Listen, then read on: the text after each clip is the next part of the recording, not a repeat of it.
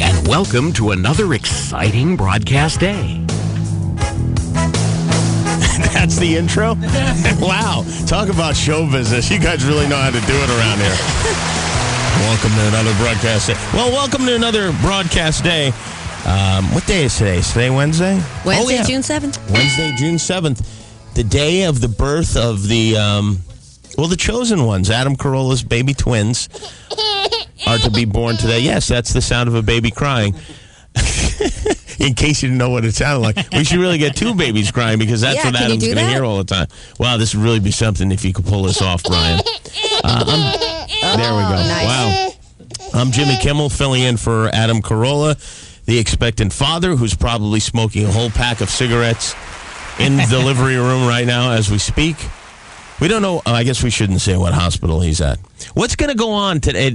I thought Tad was going to be at the hospital with Adam and Lynette delivering the children. Well, that was the plan, and we brought it up yesterday in our post-show meeting. And it seemed like Adam was... Adam was at the post-show meeting? For the first, he's always there. For the first 4 minutes. No, I'm kidding. But anyway, we brought it up. I don't know. There you go. That was Adam. Thank you. Seemed like you know what you should have done is you should have pushed for Tad in the delivery room and then settled for him in the waiting room because... And why do you think he didn't want Tad in there? I think he felt there was a little bit of invasion of privacy, and I think he was worried that Lynette didn't want to see... That's an invasion of privacy? How long? And you already got your first one? Does that get beeped also? Pretty sure. Really offensive. Really? And you're okay? It's okay to say that? And it's not okay? I got you could say too. pee. Oh. You could say urine. On. But when you got to... And you can say urine on, but you got to stop there because... So you just got bleeped again? No. Got around Well, it. you did say urine on. But I didn't say... The word eight? On what? What kind of thing? I said, listen, No. Kirk Cameron's best friend on Growing Pains. The guy's name. What? Hey, you know what? We're out of dump. We're out of dump right now. And he turned off the mics. We're out of dump right now. So we got to wait till that builds up. Are we built up? All right, go back. All right, go ahead. Turn off the mics. I'm sorry. It's not. Okay. Anyone Jack Silver ever said to turns... do that. Jack Silver turns the mic off on me, he's fired. No one turns his mic off on me again. The good news that mic off on me. I turned it on for you. But the problem was that it Who has turned no it dump. off is the question. Our dump man turns it off. Who's that? Dump Man? He's right there, bro. Oh, my God. Brian. What a life you must lead. Dump Man should be forced to stay in the bathroom at all times. If you're going to be Dump Man, you be Dump Man. Are we even allowed to say Dump Man? Well, Why can we say Dump Man and we can't say the name of what's-his-name's friend on Growing Pains? Kirk Cameron's best friend. This is his name. His Owner Christian name. It rhymes with stoner, and it starts with a B. Can we say that? That's ridiculous. By the way, when I was at K-Rock, we can say all this stuff, and they still can say all this stuff. I think over he there. could say Woody. Of course you can, because Woody Harrelson would not have a name Right. otherwise. He'd be bleep dump out Harrelson. Right. Can you say Woody?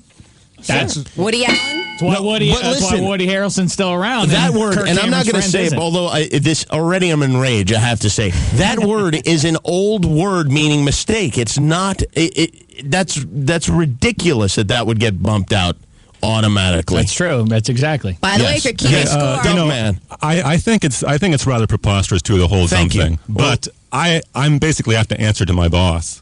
Who's your boss? Jack Silver? It's the program director. Let's call Jack right now. Well, I don't know. Wake You can him if you up. want, but he's probably not up.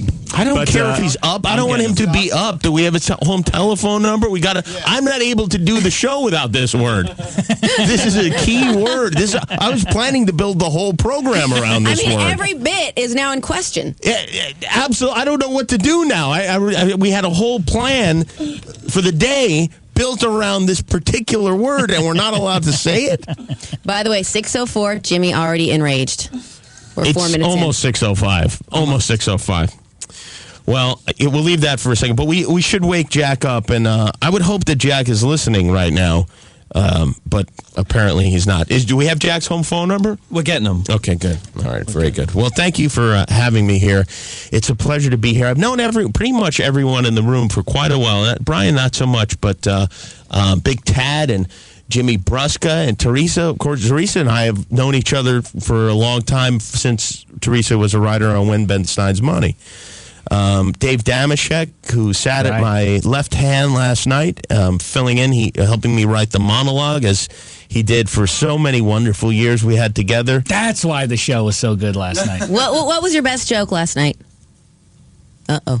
Well, I mean, it's not about individual credit. It's about making Jimmy Kimmel Live the best Jimmy Kimmel Live it can be. That's right. That's right. Oh, you did have a good one last night. I just can't remember what it was exactly. I'm sure it was solid. It was gold. following I'm not doubting that. Something stupid that somebody said. Of course, all the players are familiar to Who's to your you, favorite? the radio audience. Of all the people in the room, Yeah. Brusca.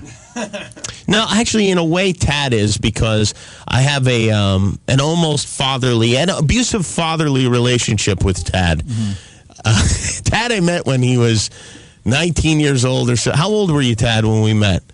Tad can't work the microphone. Tad? No, I can work the microphone. I'm just answering phones like I'm supposed to. Okay, I'm sorry. Yeah, See, it's okay. he talks back like a teenage son. He's a pro. Exactly. I love you, Dad. I met Tad in the halls of K-Rock. He was wearing a Green Day T-shirt that was about 3 sizes too small for him.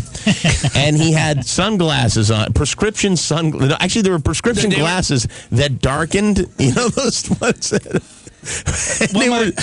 what was happening? They were still. Why were they still dark in the radio station where there were no windows? They weren't sunglasses that go darker. They were regular prescription sunglasses.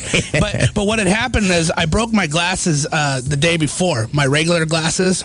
Yeah. And I had these prescription sunglasses, so I can't see without glasses.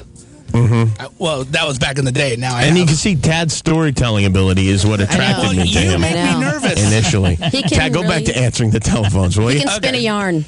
Tad is not. Adam would not allow Tad, and of all people, you'd think you'd want Tad by your side at the hospital. You know, he didn't want him, and I guess he was afraid if Lynette looked up while giving birth and saw Tad. Well, never mind. So Tad, she should be afraid looking up and seeing Adam as the father of the children giving birth. This is a person, Adam Carolla, who I just can't imagine him being a parent. I really can't. He was in my backyard once, and I can't even say this word. He peed. Okay, I can say this. He was peeing in my children's sandbox. Really? As if it was some sort of big, kitty litter area. And I went outside, and it's not like there weren't bathrooms in my house. There are many bathrooms in the house. And I said, what are you doing? And he said, and he had a beer in his hand, and he's peeing in the kid's sandbox. I said, my children play in this sandbox, and you're peeing where they play. How can this be a father of not just one, but twins? Well, we have Jack Silver on the phone. Should we take him? How do we do this? I don't know how to answer the telephone. Press the VIP line. Oh. Jack? Jimmy Kimmel, look at you, stud. I'm sorry to wake you up, but we have a problem already, right out of the gate. Number one, somebody's got to talk to Adam about the fact that he would not allow Tad in the delivery room with him and Lynette today. And secondly, there's a word that we're not allowed to say that I cannot even believe we're not allowed to say it. It starts with a B and it rhymes with stoner. Yeah, there seems to be a big, just a big issue over that word. Yeah, there is. Yeah. Is that something you want to say, Jimmy? I was planning the whole show around it. All right, well, how about in that case, let me go ahead and make an executive decision. If you want to say it, say it. God bless you, Jack Silver. Thank you so much. And now you can go back to sleep. Godspeed, John Glenn. Thank you so much. See that? He's a reasonable man. He's not going to just put things out there that you have to abide by regardless of the situation. That's an old word. I bet you it's right there in the dictionary. I just looked it up. It does mean a gaffe, exactly like you said. There you go. From the French. It also means erect penis. You know what? Like, for instance, you know how when the spelling bee, when you watch that, they'll say, can you put it into some context for me? Jack Silver woke up with a morning boner. There you go. Well, I don't know if you're allowed to say it, but I am allowed to say it. Well, no lights. We have a lot of stuff planned this morning. Of course, we're going to check in with Adam and the babies. Baby Laverne and Shirley, is that what he settled on? We're going to find out what today. We will find out what, after all this talk, Adam has decided on the names. He's having fraternal twins. It's a girl and a boy.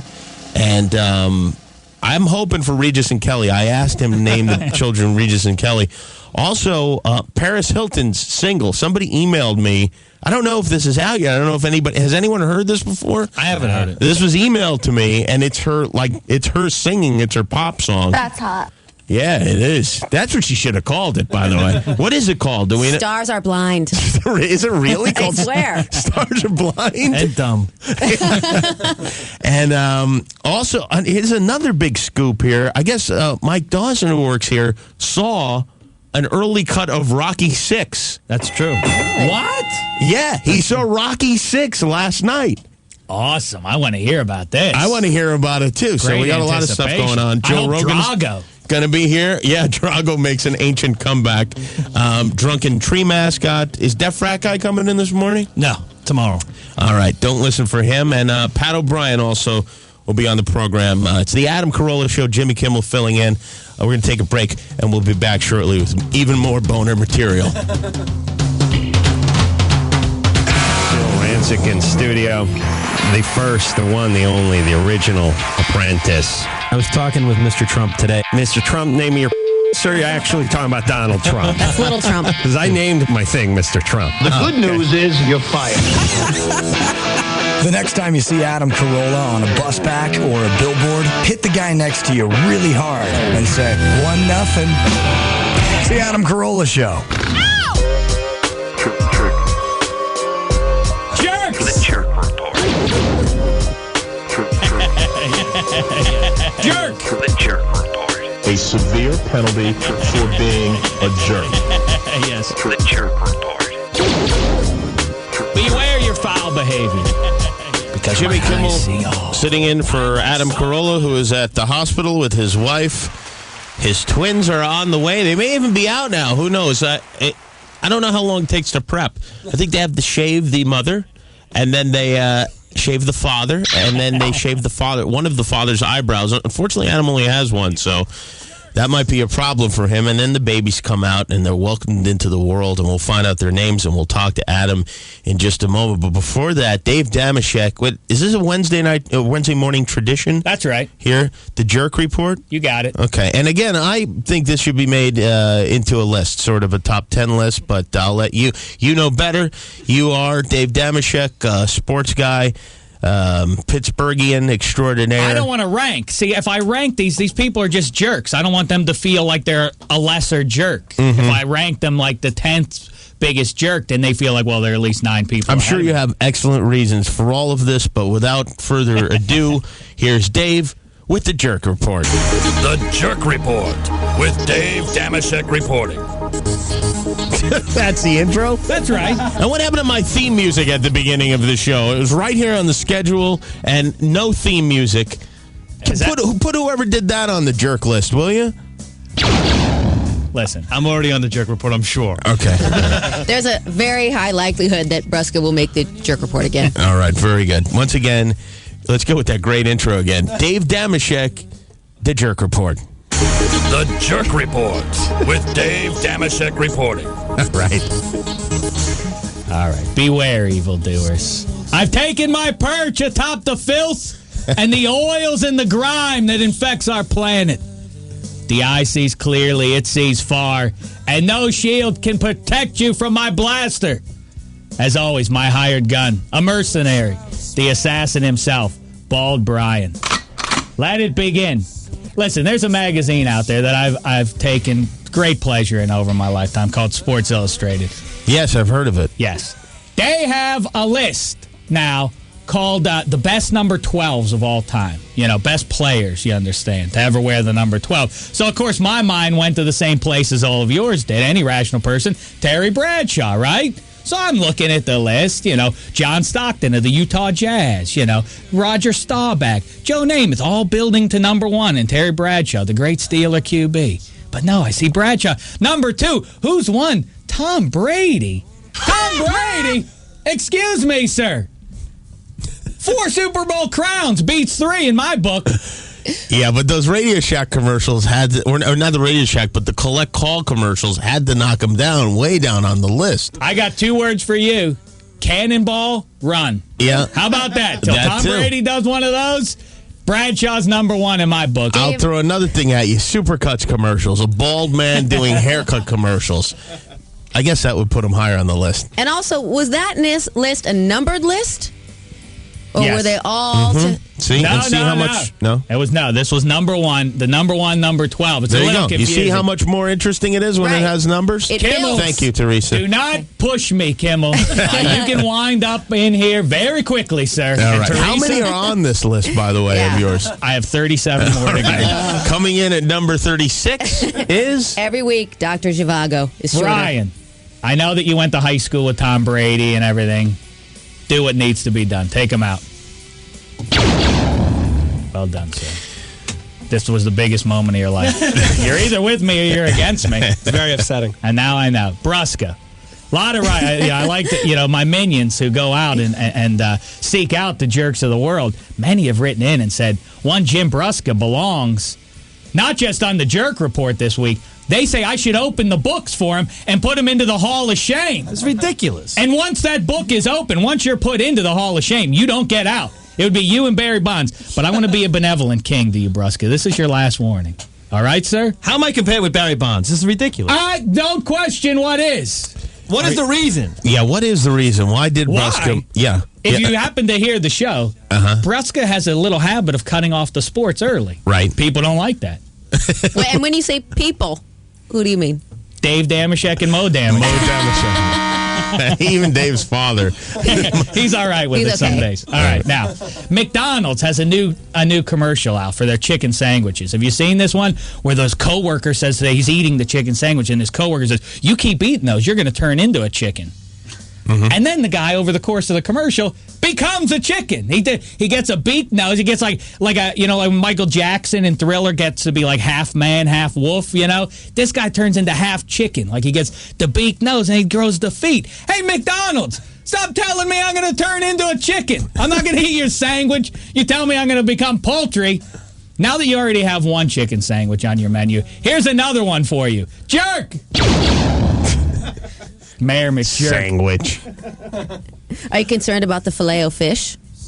No, I have no issues with that. I've enjoyed their product. And now, listen to this. Yes. Michael Jordan. This would be so much better if there were numbers. If they're Why? coming in What is now. your Because it would reason? build Because from 10 that's to 1. Because that's why there are a list. That's why the E Entertainment they put on these shows where there's coming in at number 2 and there's and we'll be right back with the number 1 jerk of the week. Who's not going to wait around to hear that? Wow, I'd like it if we can go ahead and just slate an hour and a half each week for this. I'll do a bill. Top 100. I don't think you need an hour and a half. I think you can go right through them, no problem. Who's right. the next jerk? I'm gonna jump straight to the creep of the week. This is to number show 1. you the build. Yes. Okay, See, right. that's the build. Okay. NBA finals are tomorrow. Now, Dwayne Wade of the Miami Heat, one of the best players in the league, is talking on ESPN's Sunday Night Conversation, and he was talking about a phone call he received. Take a listen to this. I ain't doing nothing. He said, "Hold on, somebody want to talk to you." So I'm not taking this nothing. And then I hear this deep voice get on the phone. What's up? And so I know Jordan's voice. I watched Come and Fly With Me, all this. So I know the voice, of Jordan right away. This is a recurring theme with any NBA player. Michael Jordan calling them up to tell them what the score is. Tell them what kind of narcissist calls people up who he doesn't know to tell them, you know what? If you can't beat him, join him. I'm calling Michael right now. All right. Michael Jordan. Hey, Mike, it's Dave Damashek of the Jerk Report. I got a little critique for you. You're a jerk! Wow, that's pretty hardcore. I told You're Michael saying Jordan. Because Michael Jordan calls young players Yeah, to who's he? inspire and congratulate them, He doesn't know them. he's been named Creep of the Week. That's right. Right, for trying to help a young player to be inspired. Who's he? What did Dwayne Wade sitting by the phone to hear from Michael Jordan? Only the Guess greatest basketball player ever Glory to play the days game. are over. Go sell your wieners and Gatorade. Yeah. Terry Bradshaw, not a jerk. Michael Jordan, a jerk. Wait a second. One last entry. Let's balance these things out. Jimmy Kimmel, jerk. Well, I hate to be put on that list, but at least it had no numbers attached to it. I think it's an honor. You're on a list with Michael Jordan. You think wrong, Missy. Yeah, and McDonald's and their sandwiches. Thank you, Dave. That was terrific. We have some real professional comedy now. 13-year-old Christian. For those of you who listen to the show regularly, as I do in my home, you know that Christian is a budding comic. Is he technically now? He is a comic, but he's been taking some instruction from Jeff Ross, and he's on the phone right now. I'm going to try to pick that up. Hello, Christian. Hey, how you guys doing? We're doing well, Christian. Thank you. Please help take this plane out of the nosedive that Dave just put it in. Actually, Dave might be putting me on his jerk report after I tell this joke. Oh, no. It's too late. It's already been laid out, and nothing can be added to it, so don't worry about it. Why? What's your problem with Dave, Christian? Well, I don't have a problem with Dave. Mm-hmm. I don't have a problem with anyone, but I've told most of my jokes have been observational humor. But me being Jeff Ross, Jeff Ross helped me out. I wanted to roast somebody. Jeff Ross, of course, is famous for his roasting, and you are now going to do some roasting? Yes. But have you discussed this with Jeff? I sent him an email. I did. You did, and did he respond to that email? I told him I thought it was going to be on yesterday, and he asked me how it went, but I told him I had to get the podcast if it was going to be on the website. All right. Record it and listen to it. Okay, that's far too much detail, but Jeff is okay. He's given you his blessing. Now, will you be using your own jokes or some of the classic roast jokes? These are mine. I made these myself. All right, very good. And you will be roasting Dave exclusively? No, I'm going to be roasting the whole Adam Carolla show. Oh, really? Well, how long is this going to take? No, a minute and a half. Oh, really? All right. Okay. All right. Well, go ahead. Here he is, Christian, the 13-year-old comedian, roasting the Adam Carolla show. Take it away, Christian. Adam Carolla is a very successful man, and he'll tell you that. He likes to brag that he has a lot of money, even though he has to do stupid things to get it. Adam plays Spanky in the popular Drawn Together show. Spanky is a perverted pig who eats mounds of food at a time while watching porn. Adam, if you can hear me, when you're acting, you're supposed to be like somebody else. That's not bad. That's not a bad joke. I mean, the setup could use some refinement, but that's pretty good. All right, keep going, Christian. Maverick comes into the studio a lot, but if he could actually hear the show, he wouldn't be coming in anymore. That's, of course, the deaf frat guy. Okay, very good. Dave Damashek is a very talented man. He can be a sports fan and a nerd. Dave has the ability to tell you about any player on any team during any game and can still be a woman repellent. What gives? Sorry, Dave. All right. Teresa agreed to let the show and their listeners name her vagina. Coincidentally, all the names add up to the same thing, a deserted and barren field. And funny and true. The tree mascot, deaf frat guy. Is it coincidental that everybody who comes into your studio is drunk? I mean, they just need to have a warning on beer now. Warning, you may go into the Adam Carolla studio. You better have a new line of friends or an alibi saying that you were drunk, because your popularity is about to plunge. That's what I got so far. Thanks for listening. Oh, there you go. That's nice, Christian. That's very well done. What about Bald Brian? What about Bosoms Brusca? What about all these people that get spared? Well, listen. It was just the three guys who were on the show, and then the most common people who come into the show. It's called being concise, Dave. Perhaps you should take a lesson from Christian. And also, go home and get your f***ing shine box. Brusca is the guy who books Christian, so he doesn't want to bite the areola that feeds him. That is absolutely right. Oh, Brusca, what have I gotten you into here? Adam is going to, what we're going to do next is we're going to check in with Carolla at the hospital where the twins are going to arrive. I wonder if we're going to find out the names of the kids. Maybe we should save that for later in the show. We'll keep bothering him throughout the morning. We'll find out if Adam is in the delivery room. He says he's not going to be in the delivery room and actually uses profanity to describe those men who do go into the delivery room. But I predict that he will indeed be in the delivery room, whether he admits it or not. I cannot imagine him not being at least forced into that delivery room. Well, why do you think he'll be in there? Because, number one, he says a lot of things that he doesn't mean. He does this all the time. This is a man who cried at his wedding, by the way. Wept at the wedding. Kept all his friends out of the wedding. Would not allow me at the ceremony, and then wept like his babies, Wait, like how his do you two know? babies. I got reports. I have people. I have eyes everywhere, and people are always watching. Not just him, but all of you. And we're going to talk to Adam. I also have the list of top African American baby names in case Adam is unsure about what he would like to name the child. When we had my daughter, I didn't have her alone. I did it through a surrogate, my ex-wife, and I didn't want to name her beforehand because it seemed weird to me to name a kid before you see the kid, because it'd be like if you got a dog and you named it Blackie, but then it was like some Samoyed or something with a big white coat. You don't do that. You wait and you see what the kid looks like. Like Tad, for instance. His mom, Tad came out of the birthing canal, came bursting out like the Kool-Aid guy, and his mom said, wow, look at this tiny little 18-pound baby. I will name it Tad. Well, Tad may have been named before he came out, because had he come out first, there's no way he would have gotten the name of a little droplet of water. So these are the sorts of things we'll talk to Adam about. Also, Paris Hilton's new single, and we're gonna get an early review of a rough cut of Rocky VI, starring an elderly Sylvester Stallone. All here on the Adam Carolla Show. Let's try this again. Vince Vaughn. Vince. Bings. Vince. Bings. Vince. Bings. Vince. Bings. Vince. Bings. Vince. Bings. Vaughn. Bounds. Vince Vaughn. Bings. Balls. There's a lot more coming up, so stay here or there or wherever you are. Just don't change the station. It's the Adam Carolla Show.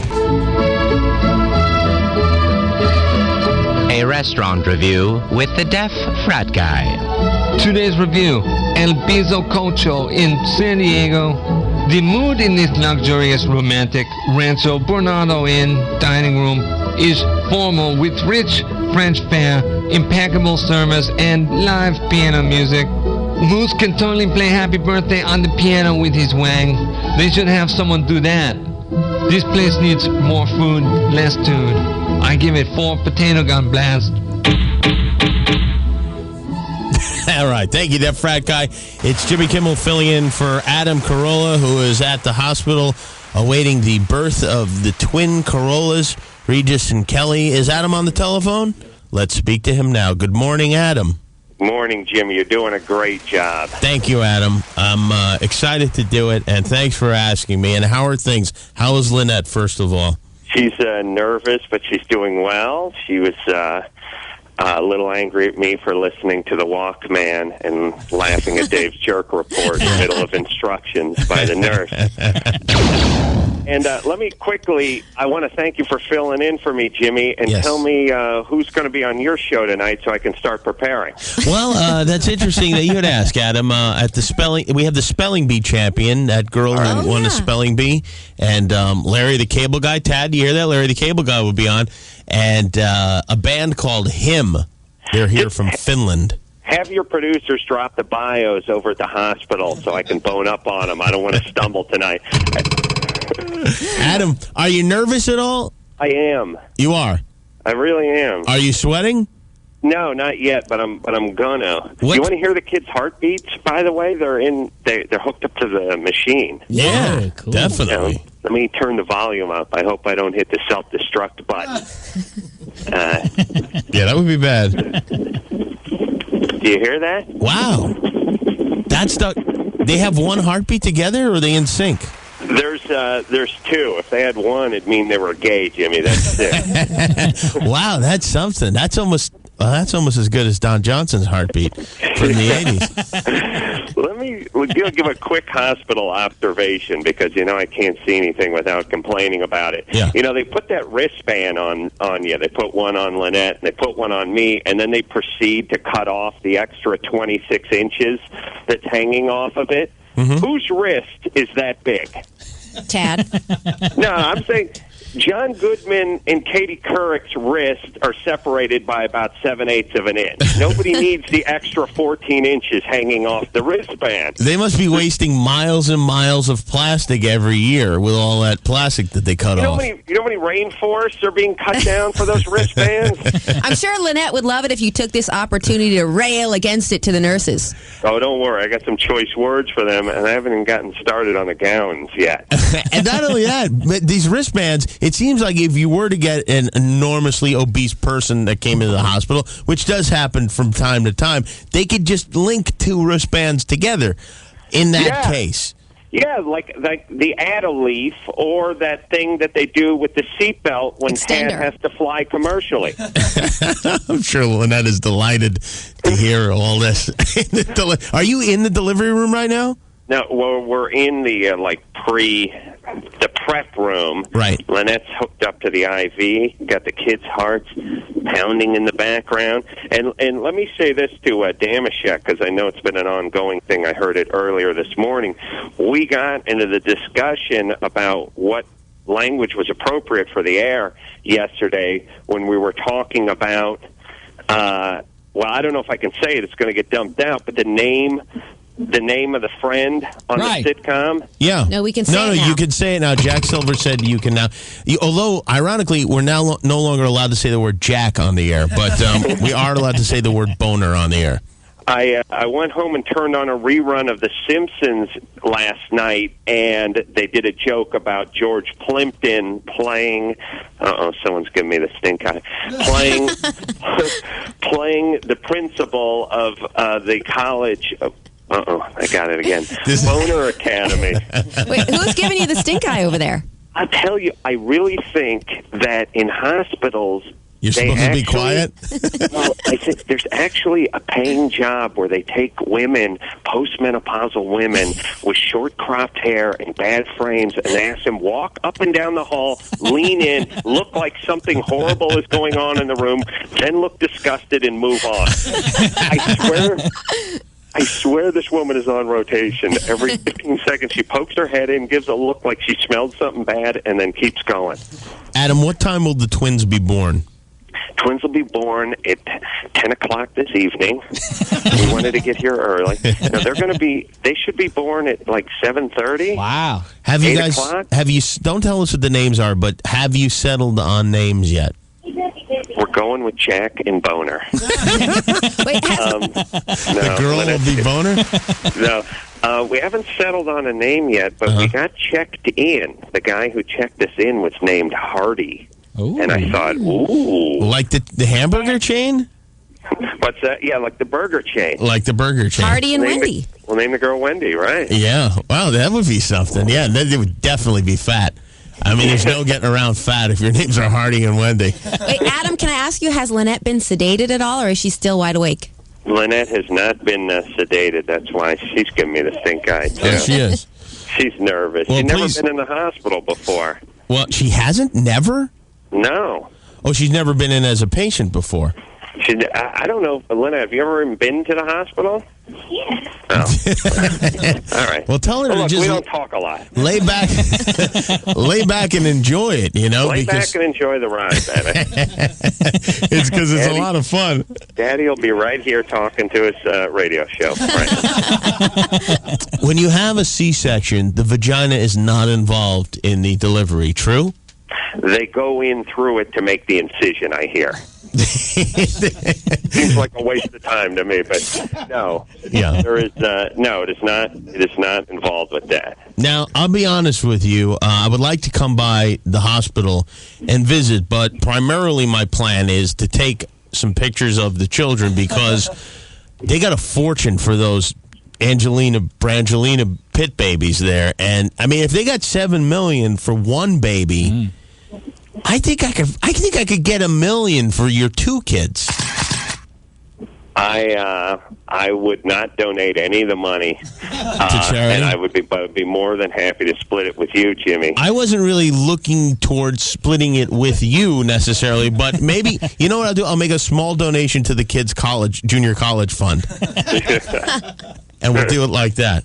All right. A bong is a terrible thing to waste. that should be the credo for the junior college fund. Adam, when are you guys going to get out of the hospital? I think, Lynette's not going to be out for about 3 or 4 days. Oh, really? Wow, 3 or 4. I didn't know that. 3 or 4 days. Well, that's what they say. Yeah, they say like Saturday or Sunday. I thought nowadays they turned it around. It's like you went in the morning and you're out before lunch. With C-sections, for some reason, they're saying, because Lynette is pointing out it's a major surgery. Right. And she'll be pointing that out for the rest of your life, by the way. Yeah, 3 or 4 days is what they say. I see. All right. So, if anyone's up for poker this weekend. Yeah. How much time will you be spending at the hospital? Will you be there all the time? I'm going to leave in about 10 minutes. Okay. And then I'm going to honk the horn on Sunday morning, and Lynette will come out with the kids, I imagine. I kind of figured that you might not have any names planned for the children, so I had the guys look up the top African-American baby names. Fantastic. And I thought maybe you're going to be shocked when you hear the top African-American baby names. Really? I mean, you're going to be shocked. You really are, honestly, because I know we all think it's going to be Shaniqua and whatnot, and turns out it is. No, the Brickashaw. You want to hear them? The top. Well, hold on, Jimmy. If you're going to dispel or squelch any stereotypes right now, I will hang up this phone. So help me God. All right, well, let me give them to you just for the hell of it, all right? The top 10 African-American baby names for a male. Xavier, number 10. Ooh. Josiah, number 9. Mm-hmm. Jonathan, number 8. James, number 7. Jeremiah, number 6. Jaden, number 5. Anthony, number 4. Joseph, number 3. Joshua, number 2. Josh. And the number 1, Luther. Isaiah. Really? Yeah. Josiah is Mostly the weirdest biblical. one. They were all biblical almost. They're you know what? They're finally smartening up, because Josh sounds a lot better when the bailiff calls it than DeQuell. Where's the Shaquille? Where's the Kwame? Where's the Plexico? Where's the Plexico, for God's sake? Antonio. This is very disappointing. The top 10 female names: Jade, number 10. Ariana, number 9. Now we get into the Ania, number 8. Aaliyah, number 7. Actually, I may have these screwed up. Jada, Sarah, Destiny, Trinity at number 2, and at number 1, a name I've never heard before, Nevaeh. That's the most popular name.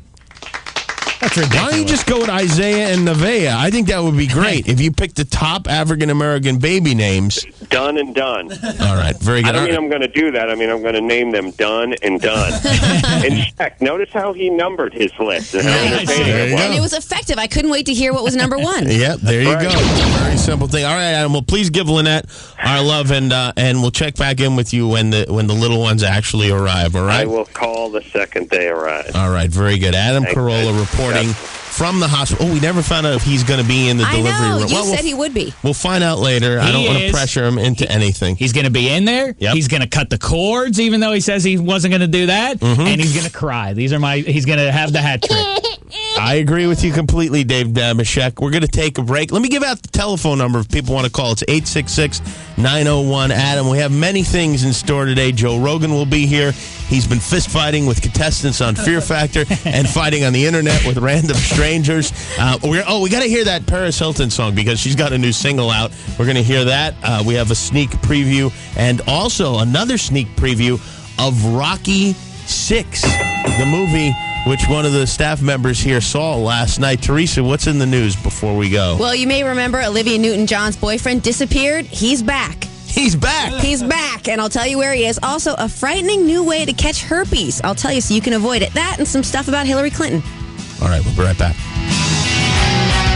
The Adam Carolla Show. Call 866-901-ADAM. Hey, this is Phil Hendry. You are listening to one of the most brilliant raconteurs, one of the most great...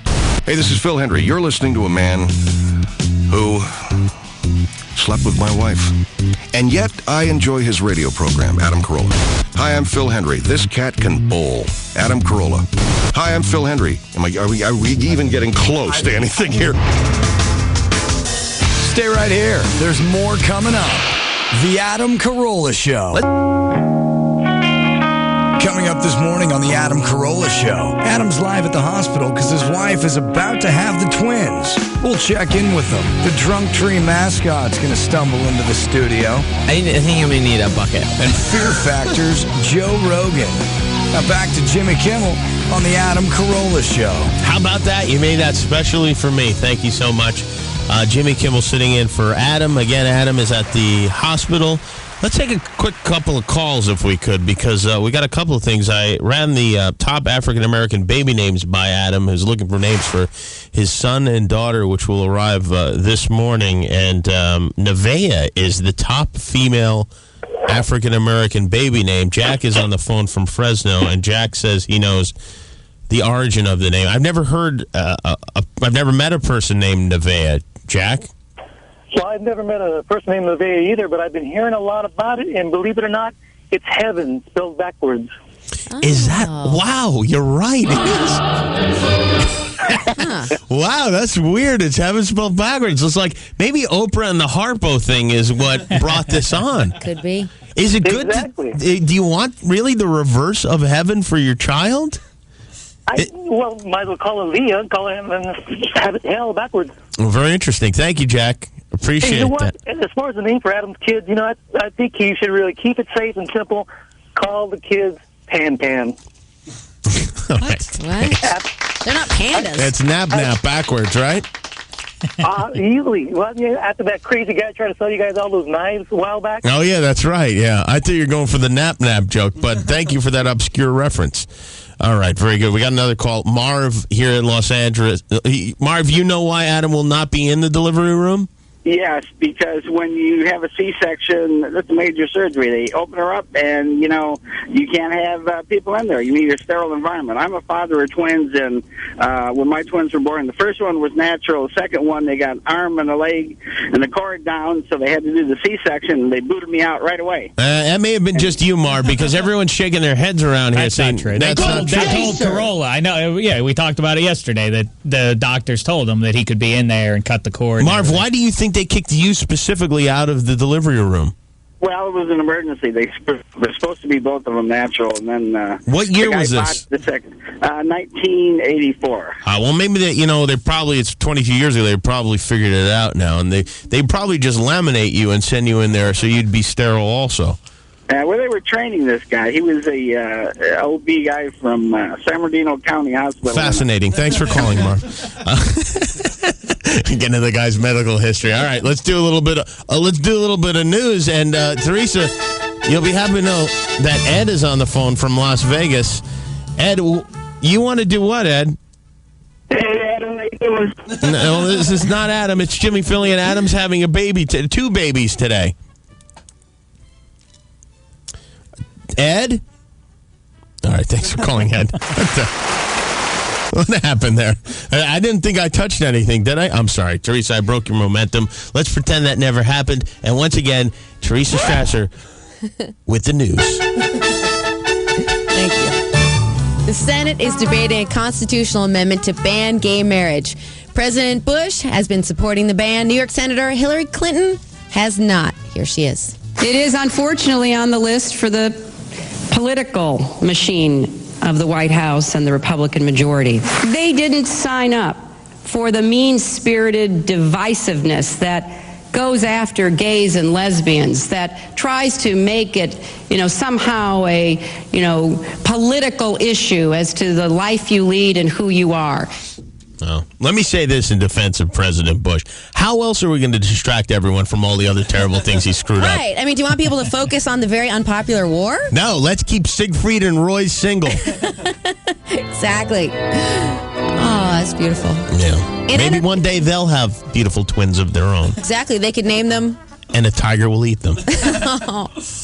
In entertainment news, almost a year ago, you may remember this story. Olivia Newton-John's boyfriend mysteriously disappeared on a fishing trip. Yeah. Yeah, and then shortly thereafter, reports surfaced that he was in an ugly legal battle with his ex-wife. Well, now, 4 separate witnesses are claiming to have seen the 48-year-old photographer in Mexico. The investigation into his disappearance is still open, and Olivia Newton-John has not commented on the reported sightings. Because she was on like the Today Show or something, Yes. crying. Yeah. I mean, I don't think she's faking it. No, it's legit. This son of a bitch. First What of a all, jerk. Put him on the report. As a 38-year-old man who grew up really just learning about his body thanks to Olivia Newton-John and that outfit she wore at the end of Grease, I can't imagine abandoning Olivia Newton-John like that. Even now, she's like, almost probably 60 years old. She looks fantastic. Wow, she must be a pain in the ass. Yeah, exactly. She's got to be sweet. What about the fact you prefer, at the end of Grease, you prefer whore Olivia Newton-John to clean I like cut? it all. I like it all. Both are good. Yeah, both are good. But it is nice. It's a real charge for you when you're a teenager and you get to see that. Those pants were tight. Yeah. Wow, she's going to be pissed when she gets a hold of him. That's what they should put on TV. When he disappeared. I read this article, by the way. They're talking about this child support thing. Do you know how much he owed in child support? No. Like $800 a month. This is not a major, this was a Tad type cost.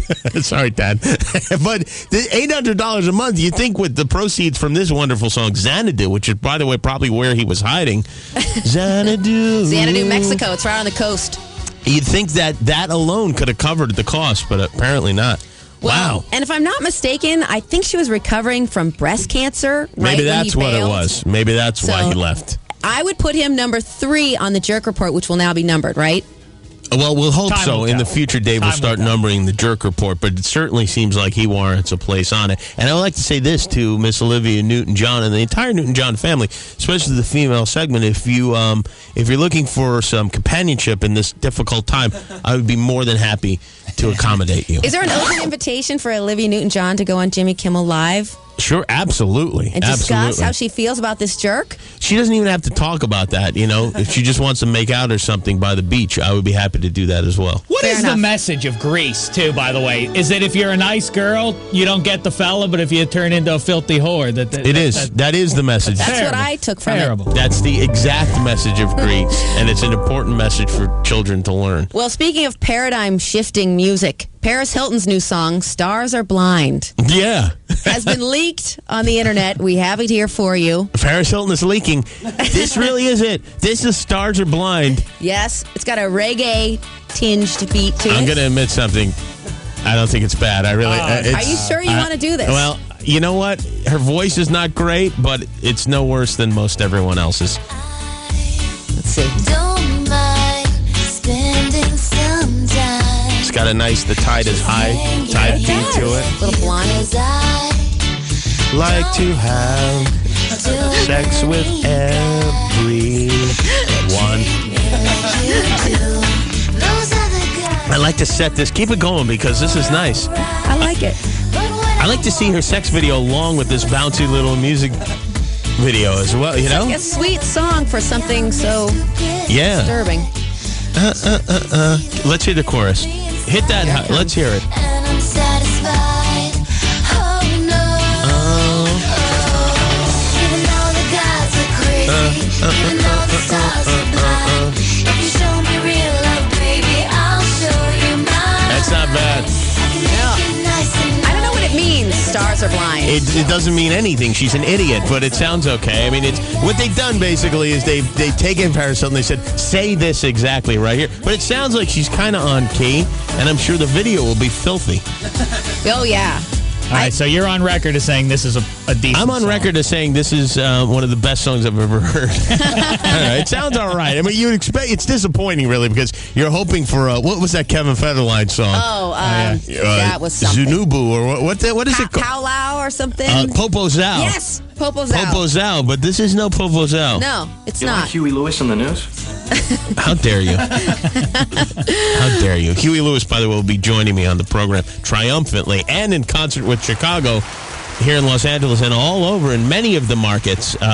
He'll be on my show next Tuesday. Jimmy, Or- are you no, a fan? Wednesday, rather. Wednesday. Are you a fan of Last Comic Standing? I hate it. Oh. Yeah. Well, but go perhaps ahead, I'll- talk about it. Perhaps I'll skip my next No, one. no, don't skip it. Go ahead. 20 comedians competed last night to get into the finals. Here's a gal I like, Roz. Uh-oh. Supervisor's always asking you stupid questions. Why you always late for work? Because it makes the day go faster. Why do you hate the show? It's sad to me because you see these veteran comics, people that are really good, really talented, humiliating themselves by joining, this group of lunatics. And then people that people that I see at the Improv and people that are veteran, solid comics, they get rejected by this show. And then somebody like that fan winds up winning it, and you never see him again. It just seems like they don't pick the best people to be on Yes, agreed. the show. There were some very funny people that did not move through to the final 5. It was upsetting. Perhaps I'll never report on it again. Yeah, well, listen, go ahead. But I don't care for the show. But I know there are those that do. I like to see the bad. I would watch a show that was Bad just comic all standard. the terrible That's right. comics. That's what's enjoyable about That's it. the is fun watching part. the But crummy ones. they go right by it. They go too fast.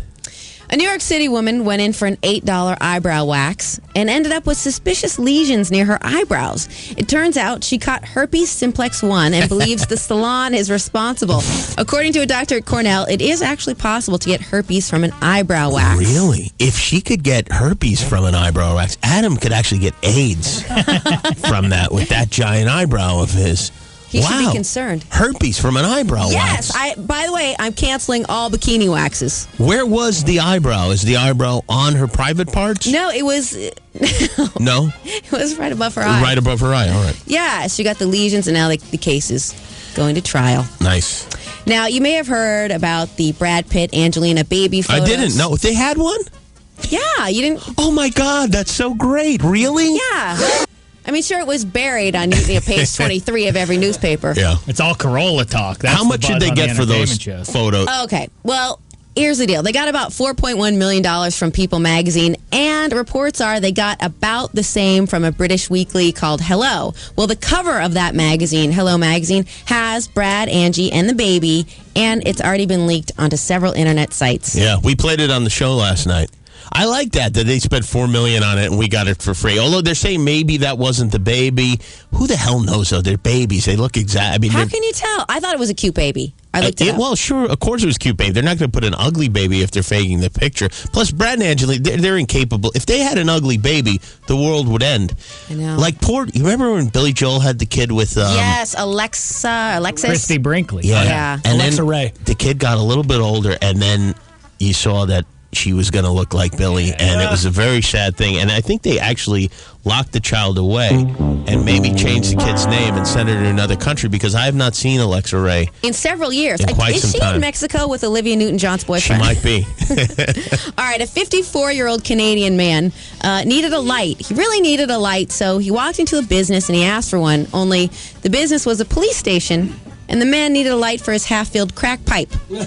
He was promptly arrested and charged with possession of a controlled substance. Stupid crack guys. It's weird that somebody on crack would make a bad decision. Yeah, you don't expect that from them. May he rest in peace. God bless his soul. Apprentice winner Sean is He's now- in hell, by the way. He's not. I know people have the idea that all celebrities go to heaven no matter what they do, don't. but Rick James is in hell. You pretty He's sure? roasting in hell right now. In fact, they're roasting him with a crack pipe in hell. I'm sorry. Go ahead. God bless him anyway. Sweet irony. Apprentice winner Sean is now engaged to fellow season 5 contestant Tammy. They met on the show, and obviously these reality show relationships usually do go the distance. So I wish them well. I'm Teresa Strasser, and that's the news. It's time for Dave Damashek's number 1 sports. Number 1 sports. Do it, Dave. Wow. In stereo. Unplugged. That's awesome. the originator of the magnificent intro. Let's go to the national pastime. Orange County Halos beat the Rays of Tampa Bay. Oakland, athletically superior to the Tribe. What are they now? What is it? Only 100 more games left. Oh, no. Are they sorry. 500? I wanted you to feel comfortable. I thought I was going to get a 2-day break. No. Sorry, dang. you didn't. Mariners over the Twinks, the senior circuit. Dodgers dumped the New York Metropolitans. Big story from that game. Bums closer Eric Gagne got his first save in almost a year. Arizona Snakes, meantime, got whipped by the Phillies. Padres shut out by the Beer Makers. Gigantics beat the Florida Fish. You know, we're 2 days away now from World Cup. Very exciting. I am actually going to tune in. I don't care what any American says. I'm looking forward to it. Listener Sean Long wrote in to give me a few more names to whet my appetite. Forget about Chi-Chu and Temu. That's yesterday's news. Listen to some of these names. Holland has a player. Rafael van der Vaart. AC Milan, Brazil plays. Kaká. What? His name is Kaka? Kaká. He plays for Brazil? How do you spell Kaka? K-A-K-A. That's Kaka. That's not Kaka. That's Kaka. He's got the little accent on the second syllable. Is he fast? Because then he gets the runs. I see. Goal, Kaka. Here's your best one, though. Kaká is dynamite. The Czechoslovakians have a guy named Thomas Ufalusi. Really? Ooh la la. Ufalusi. Hey, there's a report. We just Ufalusi. I love it. I love it. I'm going to be on cloud 9. Now, Clippers. This is the weirdest thing. The Clippers had a spike in merchandise, their merchandise, 137%. By far and away the biggest jump in for any NBA team. This in spite of the fact that their own players don't even know what a Clipper is. I'm Sean Livingston. I'm point guard from the Los Angeles Clippers, and I came from Peoria High School in Illinois. All right. Let's start out with an easy one. What is a Clipper? Wow. I don't know. That's something that I'm still trying to figure out. Everybody, says the barbershop, but I know it's not that, so wrong one to ask. Nautical theme. Yeah. Started out in San Diego. Why don't you go ahead and just take a guess? No. I wasn't born. If you weren't born for something, then of course. So what the hell is a Laker while you're at it? And by the way, if they jumped 137% in jersey sales, that means they went from 11 to 18 jerseys sold, or 25 jerseys sold in a year because nobody was wearing Clippers crap. I wonder where they rank on the real list because they have a horrible. The white and the red and the blue, it's nothing you want to buy. If anyone from the Clippers wishes to contact me, I have some wonderful ideas for uniform design. That's right, I do, as a matter of fact. Now, NBA Finals, 5-0-0 tomorrow. Dallas, Texas in the scene. Shaq Fu, Dirk Nowitzki, Dwayne Wade, Mark Cuban, et al. Mark Cuban, by the way, will be on the show tomorrow, as will Bill Walton to break it down for us. But Shaq Fu was talking about what the key to his relationship with Dwayne Wade has been versus his prior ones with Penny Hardaway and a guy named Kobe. I called Dwayne. So I told him, I said, listen, this is what happened in Orlando with me and What's Gone. This is what happened in L.A. with me and What's Gone. None of that could happen between me and you. Kobe Bryant reduced to a candy bar named Whatchamacallit. Yeah. So in other words, Dwayne Wade, do not accuse me of paying a woman off after sex. That's to the police. That's the message to Dwayne. And lastly, the mayors, they always have to make a bet on these finals. So the Dallas mayor and the Miami mayors have made their bets. So lame. Miami's bet is if they lose, stone crabs and Cuban food. Of course, Dallas, cowboy boots and Tex-Mex food is the bet. Just once, I would like a mayor to be so confident to say, let's make a bet. $78,000. That would be great. It would be even simpler, though, if they did. If the bet was like, you have to French kiss a man. If you're like, you have to French kiss another man, preferably the coach of the losing team. Like if Miami loses, the mayor of Miami and Pat Riley have to touch tongues and really go at it. That would be something to see. Who cares what they get to eat? How say you, cute, Laura Miller and Manny Diaz? Yeah, what kind? I mean, you lose a bet and then you have to eat good food? Is that a punishment? Yeah. Well, no, you lose the bet, you don't get the food. You don't get anything. Yeah. Dave Damashek's #1 sports That was the number 2 sports right there, Dave, I have to say. We're going to, again, Adam is at the hospital. If you're just tuning in, this is Jimmy Kimmel filling in for him.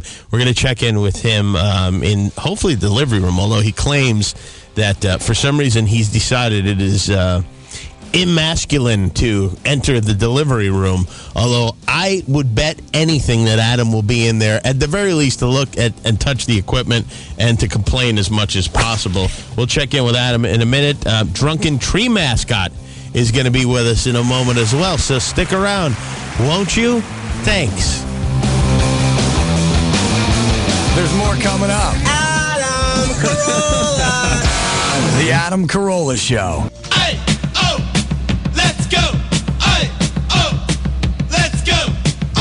Give me an A. Hey. Give me a D. D. What is it spell though? Adam Carolla. She got drunk in her costume. She smells like a bar room. Kicked out of Stanford. Drunk tree mascot. I think I'm gonna need a bucket. She's completely loaded. Her beer gut is bloated.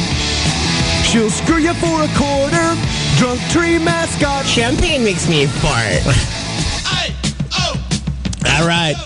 Yeah, there you go. Drunken Tree Mascot is actually roaming around the hall. Wow. I've never met the Drunken Tree Mascot in person, but a beautiful young Jimmy, lady. this is Aaron. Jimmy Kimmel filling in for Adam Carolla, who is having babies this morning. We're going to check in with him in a moment. Hello there, Aaron. How are you? What happened to you? No, I'm not Adam. I'm not Adam. Adam is listen, just listen to me, because I've been through it. I've gained weight. I've lost weight. Yeah. It's like, just because your wife is gaining weight doesn't mean that you have the license to take, like a little bit of something. Smaller portion. Yeah, but you don't understand. I'm not Adam. Never mind. She's a mess again. You guys looking at me. How many times have we talked about the drinking? Yeah. It's not acceptable. All over the studio, too. Not just one microphone, but using all of them. That a human body is mostly made up of water. Yeah. Damn the dork. What did I do? Carolla. It's not Adam. It's Jimmy. This is He Jimmy isn't Kimmel. here. Yeah. Oh, look at that. A beer at this hour? That is. Well, you gotta pick yourself up somehow. Yeah, I guess so. All right. Well, now, why are you here this morning, Aaron? What is your purpose here today? Well, I rolled over and I heard the radio's on, and that we're getting pretty close here in the hospital to these babies coming out. Yeah, I don't know how you put these microphones in the hospital. We're not actually in the hospital now. We're in the radio station, the same station that you normally come to. Adam is in the hospital, but Adam is not here. Yeah. Whatever. Anyway, in the hospital, which didn't have a lot of security anyway. My point is, I forgot. Didn't you want to become Adam's nanny at one point? That's it. Thank That you, was your Chelsea. point. No, it's not Chelsea. Okay, well, We've met many times. Oh, you bitch. Oh, what was that? Okay. It's just a sound effect. Don't worry about I it. know these babies are on their way. Yeah, they and are it's on their like, way. This position is probably getting down to the wire. Yeah. And I want to be a nanny because I think I'd be a beautiful mommy. Because Yeah. if I had a baby, I would walk it. And we've already been through it. Yeah. But, so that's it. I'm coming on to prove my case. Have you ever done any babysitting before? No, not really. Do you have I've any been experience? around babies. You have. I wasn't the primary caretaker at the time. What? I wasn't the primary caretaker. You were around. Whose babies were you around? I don't know whose ever they were. I was in a park. Yeah. All right. So you've been to the park. All right. So that's not bad. You got a little bit Are of you experience. high, Adam? No, Adam. I'm not Adam, but we do have another candidate for the nanny position. Jimmy, you didn't. I don't know if you've heard, but we have another, as you say, finalist for the position. I think her name's Cassandra. She goes to San Diego State. Mm-hmm. She did not take any other summer job because she's been banking on this one. Really? To become Adam's nanny? Well, let's put her on the telephone. She's competing with Aaron for the job. Hi, Cassandra. How are you? Hi, good. How are you? Well, I'm doing well, thank you. Yeah. Ew, tell her to be quiet. What'd you say to me? Ew. You should know now that that Drunken Tree mascot is also interested in the job. Yeah, Drunken Tree mascot may be interested, but I talked to Adam, and Adam doesn't want her. Hey, I talked to Adam too, and he was like, the new roasted Panino. You don't even know who Adam is. Aaron, hold on for 1 second, because I would like to, because I actually live right down the block from Adam, and so it's important to me that he has a good nanny too, because this is somebody that I'll be dealing with a lot. Do you want to deal with her? No, you don't. Well, I haven't decided, but tell me a little bit about yourself, if you would. Okay, I'm Puerto Rican. Hey, be quiet. I'm Puerto Rican. You live in a slut hut. But Puerto Ricans technically become Mexicans when they cross the Mississippi River, true? Yeah, no, we're not. Oh, you're not? No. Oh, you don't? Okay, all right. She I was lives in the confused on that. Mississippi River. She can't take care of this child. No, she doesn't. She lives in San Diego. What are you studying there in San Diego? Nursing. Nursing? Oh, yeah, that's I'm good. going to become an RN. Oh, well, that's very good. Better. Plus in Cassandra's column. And I speak sign language, and babies can sign before they can speak their Not first Adam's word. kids. They won't be signing. Adam can barely sign his own name. I've said this before, and I will say it again. I am willing to breastfeed. Yeah. All right. Are you willing, Cassandra, to breastfeed the children? I don't think you're able to do that unless you have your own babies. Well, lactate. You know what? That's a negative attitude. You can do anything you set your mind to. Well, I'm trying to. Wow. You're trying to. Now, tell us about yourself physically, which is really the most important consideration. Well, I'm little. I'm 5'2". I weigh 115. My measurements are 34C, 28, 36. I am not flat. And, yeah, I'm curvy. I'm Puerto Rican. Anorexic, too, might be another word to use. I have medium length dark hair. Medium length hair? Yeah. Okay. All right, that's the most important thing, the length of your hair. It's curly, but sometimes I straighten it. Now, for a 5'2" woman, 34C, that we're talking about enormous That's top breasts. heavy. Yeah, Top heavy. right? Bobby! It's almost a physics problem. And yet you're not willing to use them to feed these children. First off, you can't trust Puerto Ricans. Aaron. Now, Aaron. Tree mascot. I think you really. I don't want to. I took my play car. favorites. I think. Listen. I think it's a little too. I think you create a little too chaotic an environment for twins. And if you give me the mascot, you're not representing the show very well with that kind of talk. Cassandra, give me a jar of pickles. Yeah. Can you trust Puerto Ricans? Can people trust Puerto Ricans? You can. See yes, that? You can. I'm not gonna get drunk around the baby. You will not And I'm get drunk around the baby. I'm not gonna be trying to walk them when they can't even sit. You put them on a leash. It's not that hard. See, that's terrible. Yeah, They I don't agree stop. with you. Now, you will not get drunk around the baby, but what about around Adam? I mean, Adam's wife, his beautiful wife, Lynette, is going to be going through a bit of a recovery period, and this is not just about taking care of the children. Yeah. This is also about taking care of the husband who works so hard. Which is my main reason to become a nanny. But don't tell Lynette that. So your main because reason- I'm trying to get at Adam. Don't worry, Lynette is heavily sedated right now, and this is a great time to admit two of us. that you would indeed. The truth is, I've been trying to get at Adam ever since he was on Love Line. You have. I started liking him when I was 15, and I used to live close to where he used to do his show. Yeah. But I could never go. I would Okay, so you would be, in a way, I'd feel safer having Drunken Tree mascot, I think. Yeah, what is this? Cassandra. say that. Nightmare on Sandra Street. Cassandra, Can I ask Aaron a question? Aaron, can you let me ask you a serious question? If Please, you do, Barbara. Thank you. Yeah. It's Teresa. Yeah. If you do breastfeed the babies, breastfeeding mothers cannot drink. Oh, see? Well, I'm getting the milk from Bresca. Let's be honest about it. Okay. I'm chubby or I'm a lesbian. You're getting the milk. Just a jar of pickles. I will arrest you, and then I will whatever you do after that. Yeah, Bresca, now you will be actually lactating for the children? Now they're fighting. Now Drunken Tree mascot and Bresca are physically I gave you the chance to be the attacking each mascot. other. You Yes. wait here, I will mace you. Cassandra, have you ever met Adam? No, but I want to meet him. Okay, so you're not a stalker then because you never sought him out. See, I didn't want to say that because I knew you guys would think that. Slut. Yeah. Yes. So, Slut yeah, hat. so don't tell Adam that. Another beer, huh? I'm just trying to, like, I don't think Adam cares as long as the measurements add up correctly, Yeah. because you know how it goes on the radio. People exaggerate a little and I make know, themselves. she always tells me I have to lose 20 pounds, which I can't. I'm Adam tells you to 115. lose 20 pounds? Yeah, like the first time I called, he said, well, first of all, you need to lose 20 pounds. Well, And I'm how just much like, do you love these no. babies? I mean, if you I really love love them these. so Yeah. Well, if I lost 20 pounds, I'd be 95 pounds. Yeah, Then I'd have that is. no He's curves. right. That is too. That's. But maybe you lose. No, that's only 10, right? You said you're 115? Yeah. All right. Well, I tell you what. I don't. No, it's 20. I don't feel like I can make the final decision, but I think Adam has two very excellent candidates. And I'm going to say this: there's two babies here. There's no reason we couldn't have two nannies. There's no reason at all. I swear I'll be good. I'll totally be here. Cassandra wants the little walk boy. it. Aaron, a drunken tree girl. Would you take the little girl? Little girl Carolla? Sure. All right, we got a deal then. We got two nannies for Adam. It sounds like the worst sitcom ever. My two nannies. All right. Well, thank you very much, Cassandra. I'm going to put a good word in for you, and thank you so we'll keep much. the whole sex with Adam thing quiet from Lynette. All right? And what was I going to tell you? I don't know what you're going to tell me. I have no way of knowing that. How could I ever know what you were going to tell me? Don't tell him that I'm a stalker.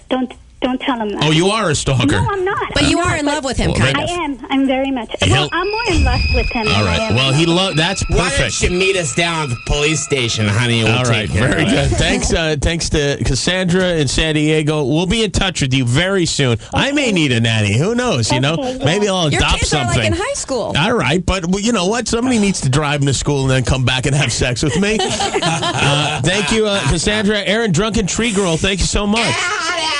It's great to meet you in person. You're a Nice to meet you lovely again. woman, Why do you and pretend? any family would be happy to have you as their nanny. Our phone number here is 866-901-ADAM, ADAM. It's Jimmy Kimmel filling in for Adam Carolla. When we come back, we're going to play What Can't Adam Complain About without...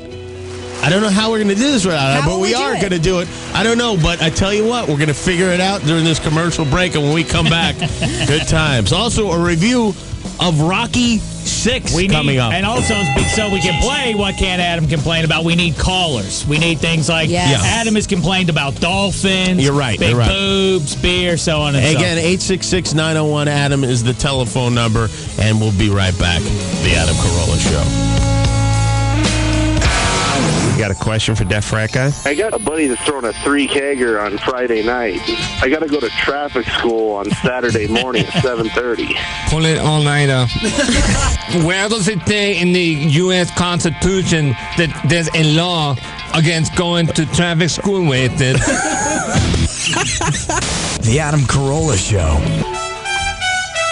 All right, so what do? You call in, you throw out a topic, I complain about You it. cannot complain about Deaf Frat Guy overhearing you talk about him. I am a fan of Deaf Frat Guy, but Deaf Frat Guy is a fan of himself. He has a sense of entitlement. He really looks at himself as the entire program. He looks at us as merely players in the Deaf Frat Guy morning show. A sensual massage that includes a happy ending. That's great when you get a chick. But when you get hooked up with a dude and you force him to give you the happy release, it is uncomfortable. All right, that's Adam Carolla. This is Jimmy Kimmel filling in. Adam is at the hospital where his wife, Lynette, has gone under the knife. She's having twins today. They're having a boy and a girl. I'm filling in. And we're going to hear from Adam in a little while and hopefully find out what he's decided to name these kids already. But in the meantime, we're going to carry on with What Can't Adam... what is this? What Can't Adam Complain About? Our phone number is 866-901-ADAM. Drunken Tree Mascot, I thought you left. You look fat. No, I'm not. Well, but first can of all, I say something on an upside? Yeah. Lot quicker on the wit. No, thank you. You think Adam's I gotten don't funnier? know what you went to clown school or Well, something. That's very nice of you to say. I appreciate Get away that. from me. But Drunken Tree Mascot has re-entered the studio. Drunken Tree, you do an Adam Carolla imitation, true? Yeah, I do. It goes like this. Ready? Yeah, I'm ready. The new roasted panino. That's it? I can describe what's on the sandwich if you want. All right, Quiznos sandwich. Yeah, okay. All right. Well, we're going to do this and help me out, and we're going to do What Can't Adam Complain About. Cue the music. stuff. The world is full of it. And one man has a complaint for it all. This is What Can't Adam Complain About? We will begin with Alfred in Downey. Hello, Alfred. What would you like to hear Adam complain about? The Who. The Who? Yeah, The Who. Here's the thing about The Who. Great band, but who decided they'd turn into a TV theme song with the CSI? All of a sudden, Baba O'Reilly is up there with the theme from Growing Pains. The Who. And what's with that confusing name of that song? They don't say Baba O'Reilly anywhere in the song. Why would you name a song after something that's not even in the lyrics? The Who brought this new roasted panino. It's delicious. All right, very good. Next call, and we've got Rebecca from Las Vegas. Hello, Rebecca. Hey, how you guys doing? We're doing well, thank you. What can Adam complain about? How can anyone complain about Teresa's vagina? Oh. Teresa Strasser's... smelled it? Well, that's not... You got to do it as Adam, drunken tree mascot, because that's... let me begin. I say, we hear so much about Teresa's vagina. Where is it? I've never seen it. It's like the Osama bin Laden of vaginas already. Bring it out. Let's see. Show your face. It's in a Pussies. Yeah. Tastes like the new roasted panino. Yeah, well. With provolone cheese made to order. There you go. And the cheese doesn't get on the crust and screw up the crust. Next up, Rebecca from Fresno, California. Hello, Rebecca. Hello. What can't Adam complain about this morning? How can you complain about the last day of school before summer break? You know what? When you're a kid, the last day of school is a great day. You hear that bell ring, sounds something like this. You get out, you feel like the whole world is ahead of you. You got so much to look forward to. And then you're sitting in the garage of your stepmother's house, and you're scouring the place for a bag of Cheetos. There's nothing to eat. There's nothing to do. The cable is out. Your parents are too goddamn cheap to get HBO. And you realize you got 3 months of this in the roasting heat in Van Nuys. You're probably going to wind up cleaning carpets for the rest of your life. But if you're lucky, you'll go to junior college. The hell with the last day of school. I say... I know something. How say you, fish tank? How say you? How say you, fish tank? All right. That's my damn deek. Mark in Seattle. Mark, what can Adam complain about? How could you possibly complain about a stop sign in the road? No problem complaining about stop sign. Who are they to tell me? Who is the government to tell me when I should stop and when I should go? And by the way, if you're going to have a stop sign, what about a go sign? How can we never see any go signs? Never tells, just go. Just go right ahead. Now, always stop. All the government wants is your money. They're just looking to get tickets so that you get in trouble, have to give their money. That's all they care about. That's all you have to know. I hate stop signs. I hate stop signs with the bottom of my heart. Unless, of course, there's new roasted panino on top. Sitting up there all day. Oh, boy. Oh, boy. All right. Next up, Janet from San Francisco. Janet, what can Adam complain about? Well, I want to say Jimmy Kimmel. Oh, that's a good... All right. Should be interesting. Jimmy Kimmel. Who does this guy think he is? Handsome, funny, smart? It's too much already. Listen, the rest of us are only human. Who does this guy... Where does he get off? Where does he come from? I'll tell you something. I've seen the guy naked. Nothing to look at. Nothing to see there. Like looking at a goat with its pants off. Anything drunk, Trina? Oh, my God. Yeah. You're Jimmy Kimmel. Yes, that's right. That's right. Oh, no. Oh, no. All right. Here comes the emotional embrace. All right. Thank you, Drunken Tree Mascot. That was What Can't Adam Complain About? I feel like I've been raped, and I have. All right, thank you. Probably ask Aaron. Yeah, all right. Thanks, Drunken Tree Mascot, who's been thrown out of the studio right now. A beautiful lady. We're going to take a break. Our phone number, again, if you want to chime in on any topic at all, 866-901-ADAM. When we come back, one of the folks here at the show got to see Rocky 6, an early cut of Rocky 6 last night, and we're going to hear all about the elderly Sylvester Stallone taking on Wilford Brimley, right, his opponent? Right, I think, or is it Ned Beatty? I don't know. And also we're going to hear from Adam if God willing, everything's going well there at the hospital. We'll be right back. Jimmy Kimmel in for Adam Carolla. I am a celebrity. Yes, a C-lister, but a celebrity. I will have a couple of children. If I, at any point, 2 years from now, decide I'm going to sit down and pen myself a children's book, I want you to attack me with a folding chair. There's a lot more coming up, so stay here or there or wherever you are. Just don't change the station. It's the Adam Carolla Show. Let's check Adam's voicemail on the Adam Carolla Show. Tracy boy, crazy, dude. Crazy. Shoot. Man. Oh, hi, Adam. This is Brian from New York. I'm listening to you on the internet, and had a question regarding if your show's ever to come live out here, syndicated in New York. Sure like to hear you over here.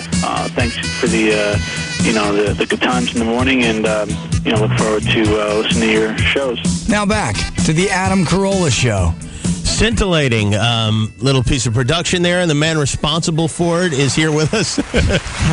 Nothing more interesting than hearing a guy say he wishes the show was on in New York. Mike Dawson is here. Jimmy Kimmel filling in for Adam Carolla. We're going to talk to Adam in a little while. He's having his twin babies right now, or at least I think his wife is going to have them this time around. But we have an interesting thing here because I came in this morning, and Mike said that you saw what movie last night? I saw Rocky 6, but it's called Rocky Balboa. It's called Rocky Balboa? Yeah. There's no number with it?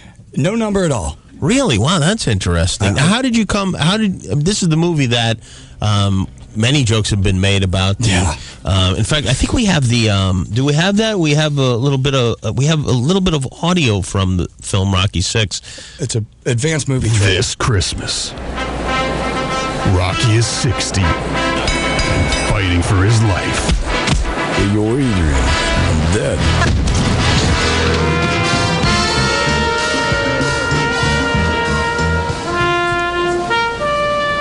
Rocky 6.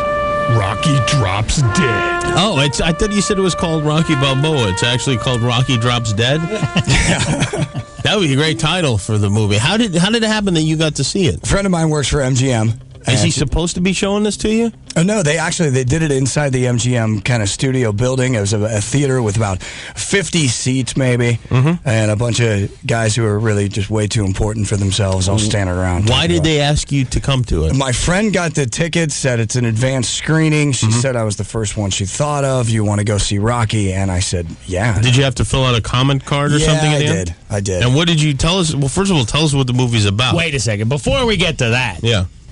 I don't know that you're worthy of even having seen this. Did you enjoy the previous Rocky picture? That's a good question. Oh, yeah, dude. You love Rocky is a superhero. 1, of course, is great. 2, dynamite when he gets up off the canvas at the last second to beat Creed and take the crown. 3 against takes on Clubber Mr. Lang. T. Then Drago 4. You like these pictures? Ivan Drago. Even Rocky 4 you like? Because I loved Rocky 4. James Brown was rad. Living in America. Yeah. I don't. That's hardly the highlight of the film. But so what happens in Rocky Balboa, Rocky 6? Well, it starts out Rocky's down and out, and Adrian's dead. Oh no, Adrian's dead. What happened? Well, she always had some problems when she went to the pet store. She had the heart palpitations, whatever. She died. Huh? She's dead. She did not go the distance. She did not go 15 rounds. All right, so. She's dead, and what? He's down when he's down and out. Is he living in an apartment? And he bores everybody, kind of like the guy in The Sopranos who owns a restaurant. Who comes waiter. over and introduces interrupts everyone. That's what Rocky does. But he tells stories about his fights. Right, and everyone's sick of hearing him. And then Mick says, and they're totally sick of hearing him. And then Rocky decides that he needs to get back in the ring because you got to live for what you got to live for. He's like, you can't. You got to do what you love badly, or you'll badly miss what you love. Is one of the. Is that actual dialogue from the film? Yeah, it's give or take How old is he supposed to be? He's in his 50s. He's at least, in I his assume. 50s in the movie. Yes. He just turned 60, I think, last week in real life. In the movies, they do not say 60. Who does he fight? He fights the heavyweight champion of the world, the current one, Mason the Line Dixon. No tune-up fights. He immediately gets Boom, shot in the ring. And does he win the fight? I shouldn't say that, should I? No, you shouldn't. I don't think so. Yeah. Does he win it, though? I'll answer any question you tell Just me. nod to me, yes or no. He does not. Okay. Listen, you don't know. Spoiler alert. Oh, I didn't realize people were going to go see it. Listen, this movie's not coming out until Christmas, and I mean, despite Mike's endorsement, there's no way it's going to be good. Let's be honest. Wait, hold on. Is there a love interest at all? Yeah, actually, the love interest is kind of funny. Remember in Rocky 1, where Rocky walks the girl home from hanging out with the boys on the streets, and tells her, stay in school and all that stuff, and then she goes, "Yo, Rock, screw you creep." Right. That's the love interest. Really? Yes. Wow. Speaking of creepy. That's one thing I liked and hated about the movie at the same time. Really? It was like one major flashback. So, Mike, on a scale of 1 to 10, how do you rate Rocky 6, Rocky Balboa? 5. Oh, really? Oh, wow. Rocky now, 6 gets a 5. You'd hope that a sequel would at least get the number behind the name of the film. I would have given Rocky 5 a 2. Yeah. All right, so they're moving up. Maybe Rocky 7, perhaps it'll get a 6. Yeah. All right. So far. Well, that's pretty cool that you got to see that. That's It's good. interesting. And they're doing another Rambo also. Will you get to see that in advance? After this, I don't know. All right. Very good. Did All right. Stallone look good at least? Actually, he was really wrinkly. He looks really old, and he's got these big veins. Really? And the whole time in the beginning of the movie, he's wearing these big baggy clothes to cover himself up. And I think it's because he's so ripped that by the time he gets in the ring, you're going to think, "Oh, he's been working out, man. Here come the muscles." I see. No. Really? No Old muscles? Dude central. And yet he'd kick every one of our asses if he was in here. Yeah, totally. Well, there you go. A very early review of Rocky 6. Thank you, Mike. And Balboa loses at the end. Yeah, and he loses at the end. In case you want to save $8, he loses at the end. By the way, Mike Dawson never invited to another screening That's again. right. I hope you enjoyed it, Mike. All right, let's do the news, huh? Yeah? Nah. It's not time for news? Nah. What goes on? I thought you did the news at the top of the hour here. All right. Well, what's our plan then? We got Joe Rogan coming in from Fear Factor in a minute. We have We also don't do the news here, Kimmel. Just go to break. Have you seen these the MySpace battle between Joe and some kid? It's better than any Rocky if you've ever read the battle between Joe Rogan and this college kid. It's online. definitely better than Rocky 6, I guess, right? I would give it an 8. This is just to give you a little bit of a sample of this. This is an exchange that starts with a kid named Kevin saying, "Joe Rogan, I hate you. You're not funny," and it goes on and gets nastier and nastier and nastier, like a lot of these things do. But this one, it happens to involve a celebrity, and I guess also Joe got in a fist fight with one of the contestants on Fear Factor last week. Ugly pattern of behavior. So we're going to bring Joe in for some counseling a little bit later on. And we're going to take a break now. Adam Carolla also, we'll hear from him. He's at the hospital having twins. It's Jimmy Kimmel sitting in for Adam on the Adam Carolla Show. By the way, Jimmy, Rocky 6 left this reviewer cold. Thank you, Oswaldo. The Adam Carolla Show. If you're going to wake up with a strange, hairy man, it might as well be him. If you told me when I was 15, hey, you can just talk to people all day long on the computer, ask them anything you want, I probably would have done it. Only problem is you cannot text a handy. Hold on, let us laugh for a minute. Stick around. Headed your way, more on The Adam Carolla Show. And now, Oswaldo reads the 100 greatest movie quotes of all time. Number 72, from Mommy Dearest. No wire hunger, ever. Now, back to the Adam Carolla Show. Yeah, thank you, Oswaldo. It's Jimmy Kimmel sitting in for Adam Carolla.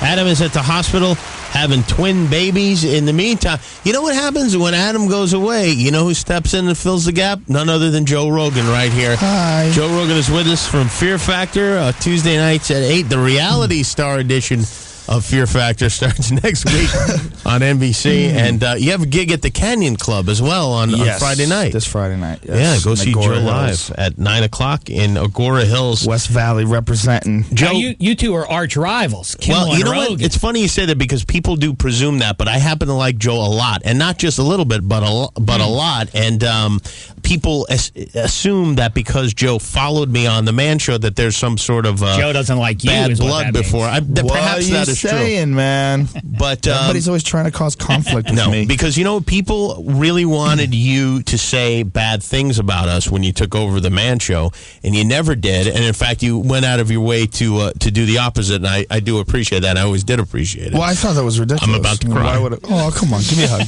Play the music. Okay, I'm okay now. But Joe is a very funny guy, and Joe is the host of a show that people thought, oh, this is trash television. This is never going to last. And now this show, Fear Factor, has been on longer than even yesteryear. It's been on. How long has the show been on now? This is the 6th season. The 6th season. Yeah. But a lot of shows will say, oh, this is the 6th season. This is a real. I mean, you guys do full seasons. This is a serious 6th season. It's the most we've ever done is 34 episodes a season. Really? Yeah. Wow. Oh my God. It's just brutal. And how does that process go? Because at a certain point, it must be difficult to continue to come up with ideas. Are you involved in that at all? No. Luckily, I have nothing to do with it. Yeah. We have the episodes that we're airing right now are probably the last ones we'll ever do. It's June. It's going to air June, July, and August. I think we have 12 or 13 more episodes, and then most likely that's the end. It hasn't been officially canceled, but the ratings were horrible when they were airing it before. You can see what I like most about Joe is his salesmanship. Yeah, you really put a nice spin on it. I'm a stand-up comedian. Everything else I just do for money, and there you go. I don't necessarily want to do Fear Factor anymore. Now, Joe, this Fear Factor, though, sounds kind of interesting. Yeah, this is the reality one. They keep hyping up this fight between me and one of the contestants, and I'll give you the whole story. This is what it was. There's this guy who was on from The Amazing Race. It was all reality stars, and there's one of the contestants from The Amazing Race, this guy Jonathan Baker and his wife, and they're famous for getting in fights on The Amazing Race where he shoved his wife down. Yeah, he seems to be a lunatic. Not a very nice person. So anyway, while they're doing this stunt, they're screaming and yelling at each other, obscenities, you effing bitch, and you this and you that, and while they're screaming at each other trying to get the stunt done, this kid from Survivor, this guy Johnny Fairplay, is heckling them. Oh yeah, that guy. He's yelling. It's really funny. It was like, you're dead. She's dead weight, Jonathan. Get rid of her. Get a new woman. And and they're yelling, you shut up. And it was really, really funny. So anyway, they get eliminated, and when they come back to the lineup, the woman walks up to this Johnny Fairplay kid and punches him in the stomach as hard as she could. Really? Yeah, She dropped punched him. Yeah, she punched him. Is that going to be on the show? Yeah. She should have punched her husband. Well, yeah, for sure. They already do that, and that's what part of the problem was. And so I said, what are you doing? I said, just because you hate your husband doesn't mean you can hit other people. And so the guy got in my face. Hey. It was like the lamest, banter back and forth. He's like, hey. And I said something like, no, hey. And he said, hey back, and then I just shoved him. And then, hey. It wasn't like the happy hey, like on What's Happening. Yeah. Hey. No, it was just it was so weird, but I didn't trust him. He got right next to a half an inch from my face, and I was like, this guy's gonna hit me. So I pushed him, and then I grabbed the back of his head and held on to him, and then they separated everybody. Really? Yeah. Wow. I thought he was gonna hit me for sure. Yeah. So you but were I never dying for him to hit you, though, that right? was the preferred thing to happen, because was you're him a to killer strike and you do first. it for fun. You fight for fun, and to be able to beat some man who beats his wife up on television would be the ultimate fun. For sure, that would have been a good time. For sure, I wouldn't have felt bad about that at all. Joe, But can I didn't wanna be the interrupt a first one to second? do I'm it. seeing on CNN right now that Queen Latifah is announcing National Women's Confidence Day. Breaking news. I just wanted to make sure I got that in so we weren't beautiful. scooped. I'm sorry I wasn't on that, And Teresa, Jimmy. you really have to be on this I'm stuff. sorry. So this whole thing is on television. Yeah, most of it. For whatever reason, they didn't want to air me pushing him out of my face. Really? So, yeah, they said, well, that makes you look bad. I go, dude, that's what happened. Just air it. I don't care. Yeah. I mean, I did not feel like I was safe. I felt like this guy was crazy, screaming and yelling. He hits his wife. He's going to hit me. I felt that way when Dave yelled at me. It's not even complicated. Dude, did you yell at her? Look at how ready turned. Wow. He did yell at me. There was a little dispute, yes. You got a it little was. nervous. Yeah, it was a Really? little. It was You guys unplanned. I did a real get fight? nervous. No, Very It was a specific. real argument? Yeah. What was it about? He told me to F off. Let's not get into it. Well, no, you can't tell Joe, let's not get into it, because that only entices him more, and he wants to hear about I'm the trying whole to see thing. if I can Listen, get I him. can respect your space. I Tell me made later, some right? mistakes, and I've worked hard to rectify. Dave acted that's like a beautiful. maniac and made her cry, basically. Well, that's beautiful. Yeah. And Yeah. Brusco is the one who's responsible for Well, it just, I mean, on National Women's Confidence Day, as announced by Queen Latifah, Yeah. it's the sort of thing that you want to steer clear of. But How am I supposed to have confidence when someone tells me to F myself during This a is commercial Joe's break? time. I'm sorry, Wow, Joe. that's okay. Joe, My I time. know that you can use my time for this. you do a lot of things, and that a lot of events transpire in your life, and people only seem to be interested in the stuff that it's the fighting, that sort of thing. You had a battle. Actually, Teresa was telling me about it with some kid on MySpace. An email battle with this kid. It was epic. It's hardly epic. It was. It's this pretty is what it was. epic. It went on and on. When people, I was bored. It was an early morning. I had to get up because I was doing some radio call-ins, and I was up. So while I was up, I was checking my email, and there's this one kid who emailed me before. He insulted me before, and then he did it again. But I'm like, you know what? It's not like it's totally anonymous like an email. When you send a MySpace message, dude, I got pictures of you. Oh, really? I know what you look like. You're 20 years old. I know where you live.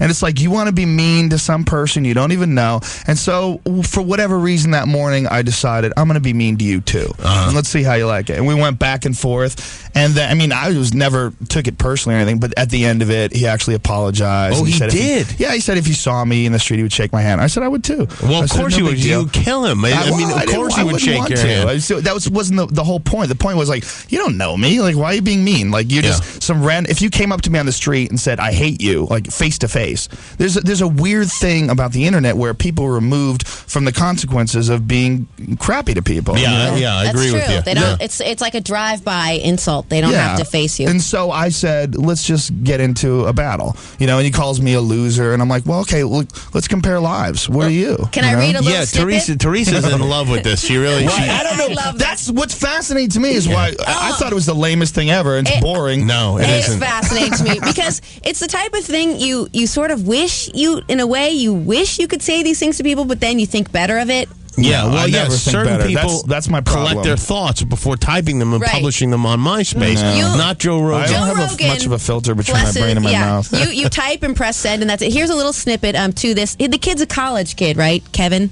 Who wrote you? And here's Or at a least snippet. that's what it said on his MySpace. He could be like a 60-year-old Could be a woman, yeah. He could be a 50-year-old pedophile. Here's one of Joe's. Could be Dave. Here's transcripts from one of Joe's emails to this college kid. You're a loser, pal. Always have been, always will be. If you're lucky, you'll find some sad chick that's willing to let you shoot a live round inside of her, and then you'll have a little Kevin that you will struggle to feed and raise. That's about the best you're ever going to do, and even then, you'll have to live with the fact that a guy like me could always steal her away from you with minimal effort. Wow. And this kid started it. He started by simply saying, Joe Rogan, I hate you. You're not funny.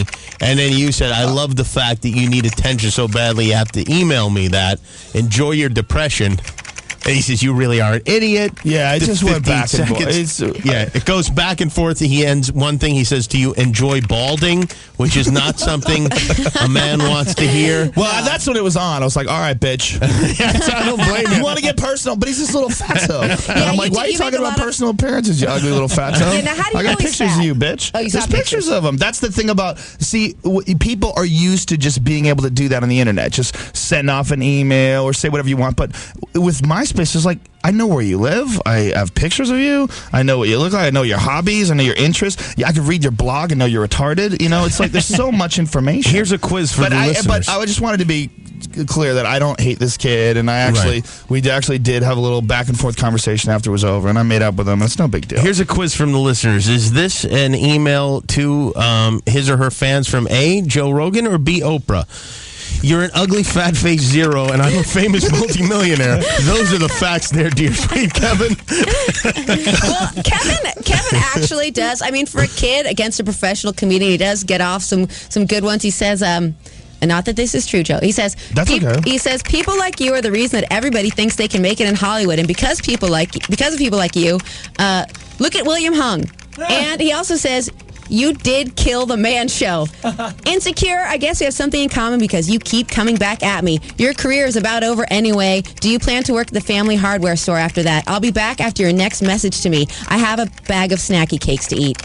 And then Joe responded, he says, listen, to answer your question, when I was 20, I was U.S. Open Taekwondo champion, and I was teaching it at Boston University, going to UMass, and thinking about doing stand-up. I wasn't insulting celebrities and then using my age as an excuse for why I've never accomplished anything. What the F have you ever done? Come on, fat boy, please tell. Amazing how people think this is interesting. To me, it's like just it's great. Morning. It is great. But why is it? Why is it interesting? Because one person's famous and one person's 20? I think it's interesting one way or the other, but I think it's more interesting. Like if one of your friends had an exchange like this and sent it to you, you'd be like, oh, I'm going to look at that. But people feel like they know you, so they feel like, oh, well, it's like for one of my friends reason, had a also big people fight. think that you're not supposed, if you're on television or whatever, you're not supposed to talk like this to people. Yeah. And I don't ever subscribe to that. I think just speak your mind, no matter what. And that's what I thought. But like I said, I don't hate this kid. I didn't really think he's a loser or whatever. Have you ever I just wanted to make spoken him to feel him? bad. No, never spoken to We him. have him on the telephone, actually. Oh, you're kidding. We have do. Kevin? We're going to take a break, and then we'll come back that's and hilarious. talk to Kevin. Oh, man, who this hopefully is going to be good. has lost a few pounds because this could be another brutal beating for 20-year-old Kevin. Joe Rogan is with us. Fear Factor, the final season. Holla, hopefully. The reality show edition starts on Tuesday night at 8 o'clock on NBC, and you can see Joe live at the Canyon Club Friday night at 9 in Agora Hills here in California. Joe Rogan is with us. Adam Carolla is going to be calling in a minute. He's having twins as we speak. It's Jimmy Kimmel filling in. We'll be right back. Well, all right. This is the Adam Carolla Show. What up? This is Andy Dick, and you're listening to the Adam Carolla Show. Hey, give Adam a call at 1-866-901-ADAM. Ooh, excuse me. Just put a fart in there, and I think that's funny. Hey, if I fart, that'll be funny. Yeah, there's more coming up. The Adam Carolla Show. Recently on Fear Factor, host Joe Rogan gets into a brawl with a contestant. You're the biggest Hey, what are you doing? What are you doing? You can't assault people. What are you doing? Oh, but he it's called strategy. He's yelling at you. You can't run up to him and hit him. Look, if you and your husband hit each other, that's one thing. You don't run up and hit other contestants. Don't, hey. After yelling at his wife the entire time, he's sticking up for her. He got in Joe's face. Oh my God.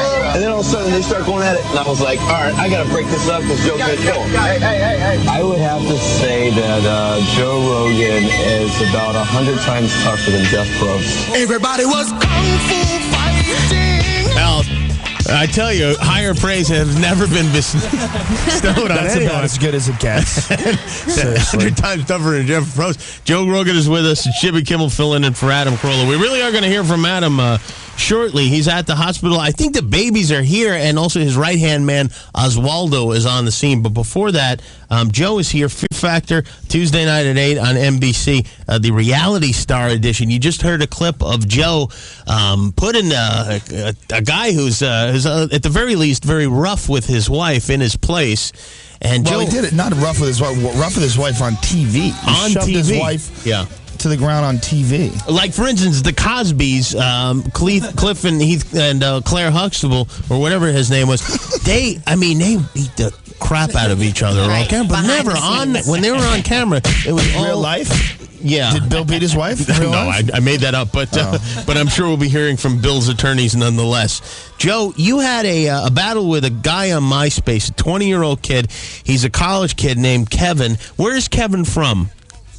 I think he's somewhere in Ohio, right? He's from somewhere in Ohio. Athens, Don't you guys Ohio. have him on the line?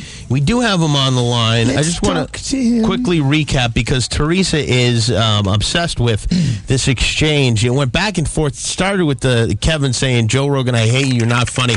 And it went on and it pages and mushroomed pages. and back and forth. And That's what happens when I have a day off work. I'm retarded. This is why. If you leave me alone in front of a keyboard, That's I'm right. likely to type anything. Again, just to recap, Joe calls the kid a loser and says that the best he's ever going to do is marry a sad chick that's willing to let you shoot a live round inside of her.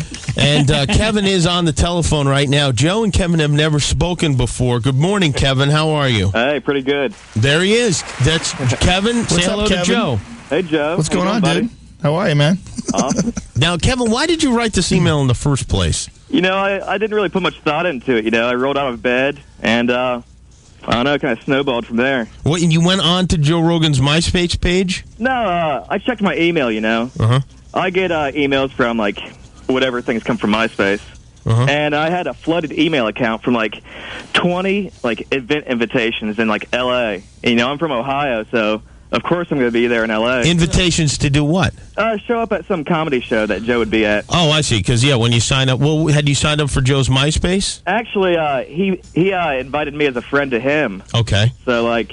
Well, he probably didn't do that. Probably someone that works for him my did that, employee right? did. Yeah, it's actually a computer program. And you said, yes, I will take you on as a friend. Well, yeah. And then you decided to attack your friend. Yeah. With friends like that. And, of course, you probably didn't mean a lot by it. You just were annoyed that you got 20 emails in your MySpace account. But how has it? Have you gotten a lot of attention from this? Do people even know that it's you? Well, I mean, I get people that, like, see me on campus, or, I mean, it was on VH1 for a while, and, like, on other, like, websites, you know? Mm-hmm. Like, I mean, Hollywood gossip websites, so... Now, I mean, people are going to see it. Let me ask you this. How weird is that for you? Because, like, you know, for me, I thought it was weird because I couldn't believe anybody gave a crap. But how weird was it for you to, like, all of a sudden have people asking you questions and wanting to talk to you about it? Like, was that bizarre? Oh, I liked it when I got these messages from, like, Joe Rogan fans, you know, like, threatening my life. I didn't realize that, like, Fear Factor is that big of a deal. The Rogan army will crush you, and they'll come to Ohio and find you. I highly doubt it's Fear Factor fans that are doing that, but... Yeah. Now, Kevin, do you feel bad that you did this? Because you did start this. Not really. How do you feel about Joe right now? Well, I don't really think about it much, you know, other than when people bring it up, like, every day to me. All right, well, so every day is all you think about it. Well, you could say that, yeah. Now, were you a fan of Joe's previous to this fight? To be honest with you, I didn't really follow him that much. I mean, he did take over for you on the Man Show, and I was upset about that. Well, that's not his fault. He was, I mean, I left and he was offered a job. Yeah, I mean, nobody could really fill in for Adam and Jimmy, you know. Yeah, kissing ass never hurt. You can't hold that against Joe, though. I mean, you really can't. Now, well, this is what bothered me about it, and this is what I've said about it when I wrote about it, is that when people are on the internet, it removes the consequences of face-to-face communication. Like, you know, you can't just come up to someone that you don't know on the street and say, I hate you, you're not funny. But you can do it on the internet, and, like, why is that okay? Yeah, at the same time, though, you don't usually roll out of bed and have, like, 20 people waiting to talk to you as soon as you, like, roll over into your computer, you know? Well, first of all, don't you get spam email every day? Because I get hundreds of emails a day for, you know, big penis pills and, you know, whatever you want, you know, lose weight. Could I get some of those? Sure, dude. I can say that I don't really get big penis pill, like, emails, but... You don't get spam? Not really. I mean, I don't really sign up for it. Okay, well, it's not. You don't sign up for spam. But either way, I mean, look, if you just said, hey, man, can you stop sending me these things? I get like 20 of them. I'd be like, sorry, dude. And I would send you an apology, or I would tell my guy to remove you from the list or whatever. But definitely, at the same time, though, I mean, it wasn't like a premeditated statement I was making to you. I mean, if you look at it, it's like 8 words right there. Oh, I understand that you just blurted it out, but you got to, what you're saying. You know, I mean, you're not saying this sucks. Why do I keep getting these? You're saying I hate you. Yeah. Kevin, have you attacked other celebrities? Not really. I mean, you should do. You're pretty good at it, dude. You should but do it for ones that are like douchebags. Well, I thought about taking on David Blaine. You know. Now you're talking.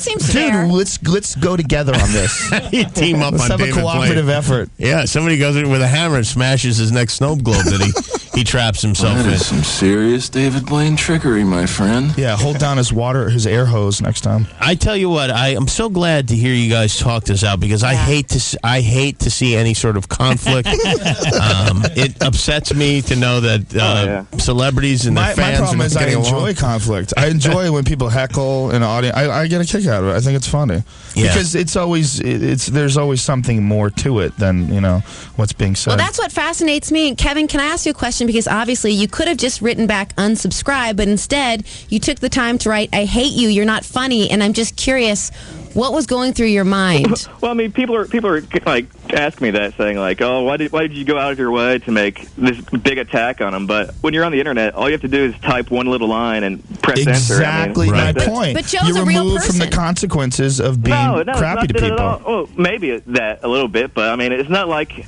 I was planning like, "Oh, I got to get back at this guy for doing that." Kevin, were you molested?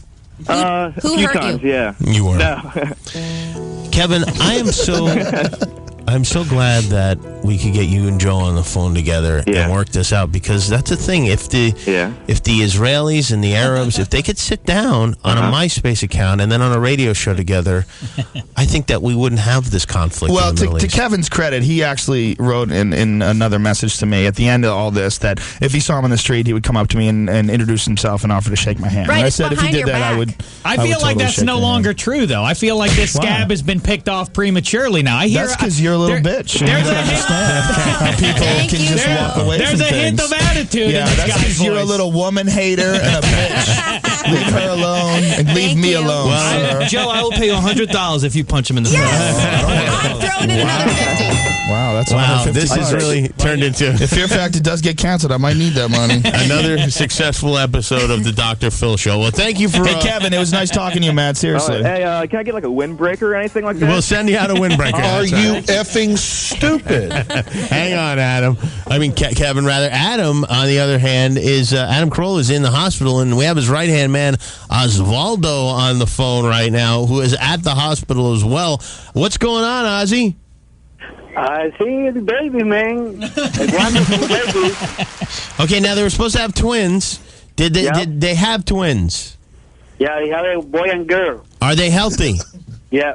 Okay, thank God. Very good. Now, have you seen the children, Ozzy? What's he going to say? You've seen the kids? Yeah, I see. Oh, Yeah. you saw them? Are they cute? Yeah, I saw very cute kids. Yeah. Okay.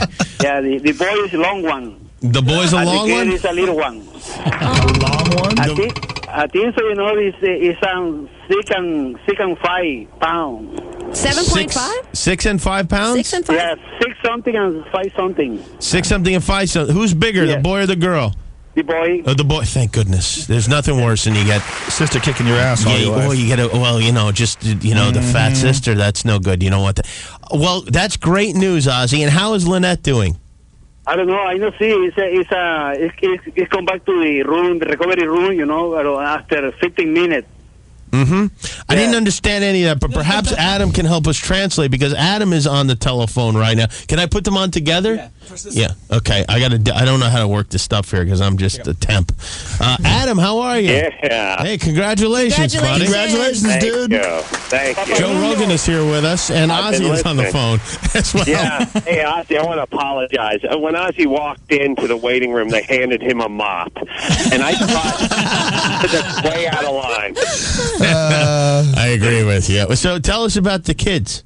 Well, the boy is 6 pounds 4 ounces, and the girl is 79 pounds. How big is the girl? You don't know. She do is you? 5 pounds 12 ounces. 5 pounds 12. Wow, that's big. Those are big twins, right? What does it feel like to make people? What does it feel like? You just made people. Well, it actually picture masturbating into a Dixie cup. That's what it felt like to make these twins. Oh, is that how you guys did it? Yes. The Oh, boy wow. is named Aaron. It's long one. The boy is named Adam because he's the long one, Ozzy? Yeah. Yes, now it is time to unveil The names. Well, let me just say this. I'm just getting a fact here. We looked it up. Your twins, large twins, 6 pounds, 4 ounces, 5 pounds, 12 ounces, bigger than those fat chopper riding twins on the Guinness Book of World Records. You've had the fattest twins in the world. Finally, I'm gonna get published. What do you guys know? What you're gonna name the twins? Yes, I do. But first, I know I promised I wouldn't. But I've already written 2 children's books. Oh, really? I'm sorry. Inspiration hit me when I was waiting in the waiting room. Do they have titles? I don't have titles yet, but they're going to be out on Amazon. I just want to give people a heads up. Well, that's great. And what are the kids' names, Adam? All right. Well, the boy is going to be Sonny, like Santino. Wow. And that's his name, Sonny, Sonny. Sonny Carolla. Awesome. Cute. Okay, not with a U. Make sure that it's not Sonny with a U, because then it'll be more like a surfer/stripper. Yeah. Right. Although you could have a worse life than surfer/stripper. Yeah, you're right. All right. And what is the girl's name? The girl's name is Natalia. Natalia. Love it. That's pretty. Sonny and Natalia. Yeah, because it's a cute nickname like Nat or Natty. Giving birth to a mafia couple. Sonny and Natalia Carolla. Yeah. Did you watch The Sopranos Sunday night and stay up all night? I was inspired, yeah. This sounds like an elderly couple from the neighborhood in Brooklyn. Sonny and Natalia are coming over. God willing. Yeah. From your lips to God's ears. Adam, how is Lynette? Who's she? She's Sonny's mom. The twin. Yeah. Yeah. You know, she's not Viking stock. You know, I don't want to insult her, but she had that girl. Viking stock. She didn't take childbirth like a man. She didn't. Is she Vicodin She stock? did not. Meanwhile, I was stoic. You were? Did you cry? Were you in the delivery room? No, I didn't cry. Were you in the delivery room? Yes, I was in the delivery room. I thought you said you weren't going to be in the delivery room. He said I didn't want to be in the delivery room. Did you cut the cord? Yeah, I cut the cord, too. Whoa. Yeah. But he used a power saw. I didn't want to cut the cord, but the guy handed me the snippers and just sort of pushed me at my kid. And then I almost dropped the snippers in the kid's eyes. The snippers. Yeah, he was looking for the chainsaw. Well, that would have been unfortunate. I forgot Ozzy was still on the phone, by the way. Ozzy, are you excited? Yeah, excited, man. Okay. And I am trying to cut the cordon with the chainsaw. Oh, okay. I didn't get any of that, but thank you, Ozzy. Well, congratulations, Adam. Well, thanks, Jimmy, and might I say you're doing a wonderful job in the captain's chair. Thank you, and I'm sure Lynette appreciates that you've been listening rather than being at her side throughout this ordeal. Speaking of appreciating the radio, you know, when I checked in at like 7 o'clock and I said there's this old Betty giving me the stink eye in the hallway. Yeah. About 20 minutes later, I got out of the bathroom, and this old woman was standing in front of me, and she said, first off, you're not supposed to use that bathroom. That's for patients only. And secondly, the reason I was giving you the stink eye is because you were talking so loud. Go home and get your f***ing shine box. All right. We got off to a wonderful start. Congratulations, Adam. Give our love to Lynette and to Sonny and Natalia. Congratulations, dude. Thanks, Joe. Appreciate it. We got to get Pat O'Brien on the phone, make sure this is on the Insider immediately. Immediately. Also, I'm going to be going to the hospital and photographing the children and selling it to People magazine for $8.2 million. There's 2 kids here. What do you think his babies are worth? They got to be worth something. I mean, let's be honest, they're not worth anywhere near what that Brangelina baby is, but we should be able to get at least $1 million out of it. There's 2 of them. There's 2 of them. Yeah. You should be able to get some cash for Definitely. that. Thank you, Joe Rogan. You can see Joe live at the Canyon Club in Agora Hills on Friday night at 9 o'clock. And we've got tickets for that, as a matter of fact. We'll give them away. We're going to play NBA player tech stock to give those away. Very good. Or electric razors. Very nice. Very good. All right, I think it was a shaving joke or something, or are we really giving away electric razors? We'll let the winner make the choice. Either a razor or tickets to Rogan's show. Okay. All right. That's a nice way to do it. Thank you, Joe. Teresa, thank you for having me. What do we have coming up in the news? Well, obviously the biggest news, Sonny and Natalia Carolla. Yeah. Just born, but also, what actress would you most like to sexually assault? A radio station asked that question to very ill effects. We'll get to that. And also, how much would you pay to live with Kathy Griffin for the weekend? Beautiful. We'll be right back. There's more coming up. The Adam Carolla Show. Hey, this is Jeff Probst, and you are listening to the greatest radio and television personality of all time. It's the Adam Carolla Show. No, it isn't. You aren't. It's Jimmy Kimmel, his friend, filling in. Because Adam, big news, had a couple of babies today. Adam and Lynette welcomed Sonny and Natalia Carolla into the world. Both very healthy. Mom very healthy. 6 pounds for the boy, 5 pounds for the girl. Good times. Congratulations to them. Filling in for Adam. We still have a lot of stuff on the way today. Pat O'Brien. We got to talk to Pat about... Pat, if you're listening, give us a call. We got to talk about getting this on the Insider and making this a big... I want to make this bigger than the... at least, if not bigger than the Brangelina baby, I want to make it bigger than Surrey Cruise. Sure. Listen, he made a promise. P.O.B. came on this show and made a promise to make this the lead story. Mm-hmm. There we go. All right. We'll see if he keeps that promise in moments. In the meantime, here's Teresa with the news. Well, speaking of the Brangelina baby, we were talking about it earlier. People in Hello magazines have paid, each in the neighborhood of $4 million for these pictures of little baby Shiloh Nouvelle. Well, the pictures ended up on the internet, and People in Hello just announced that they will be suing 2 websites that published the picture of the little baby. We showed it on our show, too. I hope we don't get sued. Well, you might, deep pockets. Yeah. Say. They didn't say which internet sites they're suing, but one of the sites that showed it was Paris Hilton, who is our own gossip queen here on the show. Oh, the queen's being sued? Could be. If I tell you something, if People magazine sues me, I will never appear in that magazine again. Candidly posing in my home. Have you black been and white. ever in there? Oh, yeah, I'm sure I have, yeah. Also this morning, a constitutional amendment to ban gay marriage was rejected, not surprisingly, by the Senate. It needed 60 votes. It only got 48. Oh, there you go. Congratulations, gays. There you go. Congratulations, gays. Bill, the board op, says thanks on behalf of all gays. Yeah, hey, no problem. Right back at you. Bill, do you think you'd ever get married? I'm actually looking for something better than marriage. I think the gays, we outdo the straights in a lot of things, partying and stuff like that. Yeah, you're right. And a lot of the straight men are having problems getting divorced and having a lot of problems. So I think the gays need to polish up the marriage thing and put it up as something better than marriage. Well, what you need to do is you need to vote Republican because that's the last thing you need. I mean, it's bad enough being married to a woman. I can only imagine being married to a gay man. Well, Bill, exactly. I wouldn't want to be married. I would want the gay version, which would be... You get to see them in the hospital. You get to have them on your bank account. Right. But healthcare. Healthcare, but just the important things. But then everything else, I'm not taking care of my man. No way. Okay. I already take care of him enough. I'm going to go throw up. Hold on. How long have you been with him? How long have you been with him, Bill? 3 years. Well, you should get married. No. He doesn't want to get married. I'm saying you should. All right. Sorry, Bill. A woman eating at a Burger King in Amsterdam found a live frog in her salad. The company confirmed it this week, and she does not plan to sue. That's what's different between our country and Amsterdam. Because in Amsterdam, everybody's stoned all the time. Like they may have all hallucinated that frog. It may not have been in the salad at all. And yet, I like that. What Burger King, they said they did have a frog in their salad? Yeah, they said, look, there was a frog in the salad, and we don't know how it got there. But there it was. And apparently large compensation suits are virtually non-existent in the Netherlands. Oh, really? Yeah, it never happens. Yeah, because here somebody would be $5 million for the trauma of seeing a frog in your salad. Emotional damages. They don't have that there, so it creates a lot more corporate honesty. Yeah.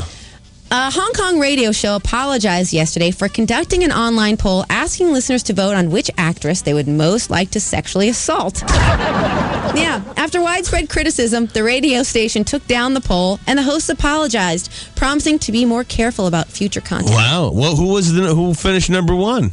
Well, they didn't say, and I was very curious. So, who would you most like to sexually assault? Well, listen, I don't want to get into a Hong Kong type situation, but what I wonder is the actress that gets picked, is she flattered or horrified, or maybe both? I would be flattered. You would be flattered. What's the implication here? This isn't lay down with and make sweet love to. This is aggressive, even violent love. Listen, something might have been lost in translation, but the phrase that was used was the actress you would most like to sexually assault. Yeah.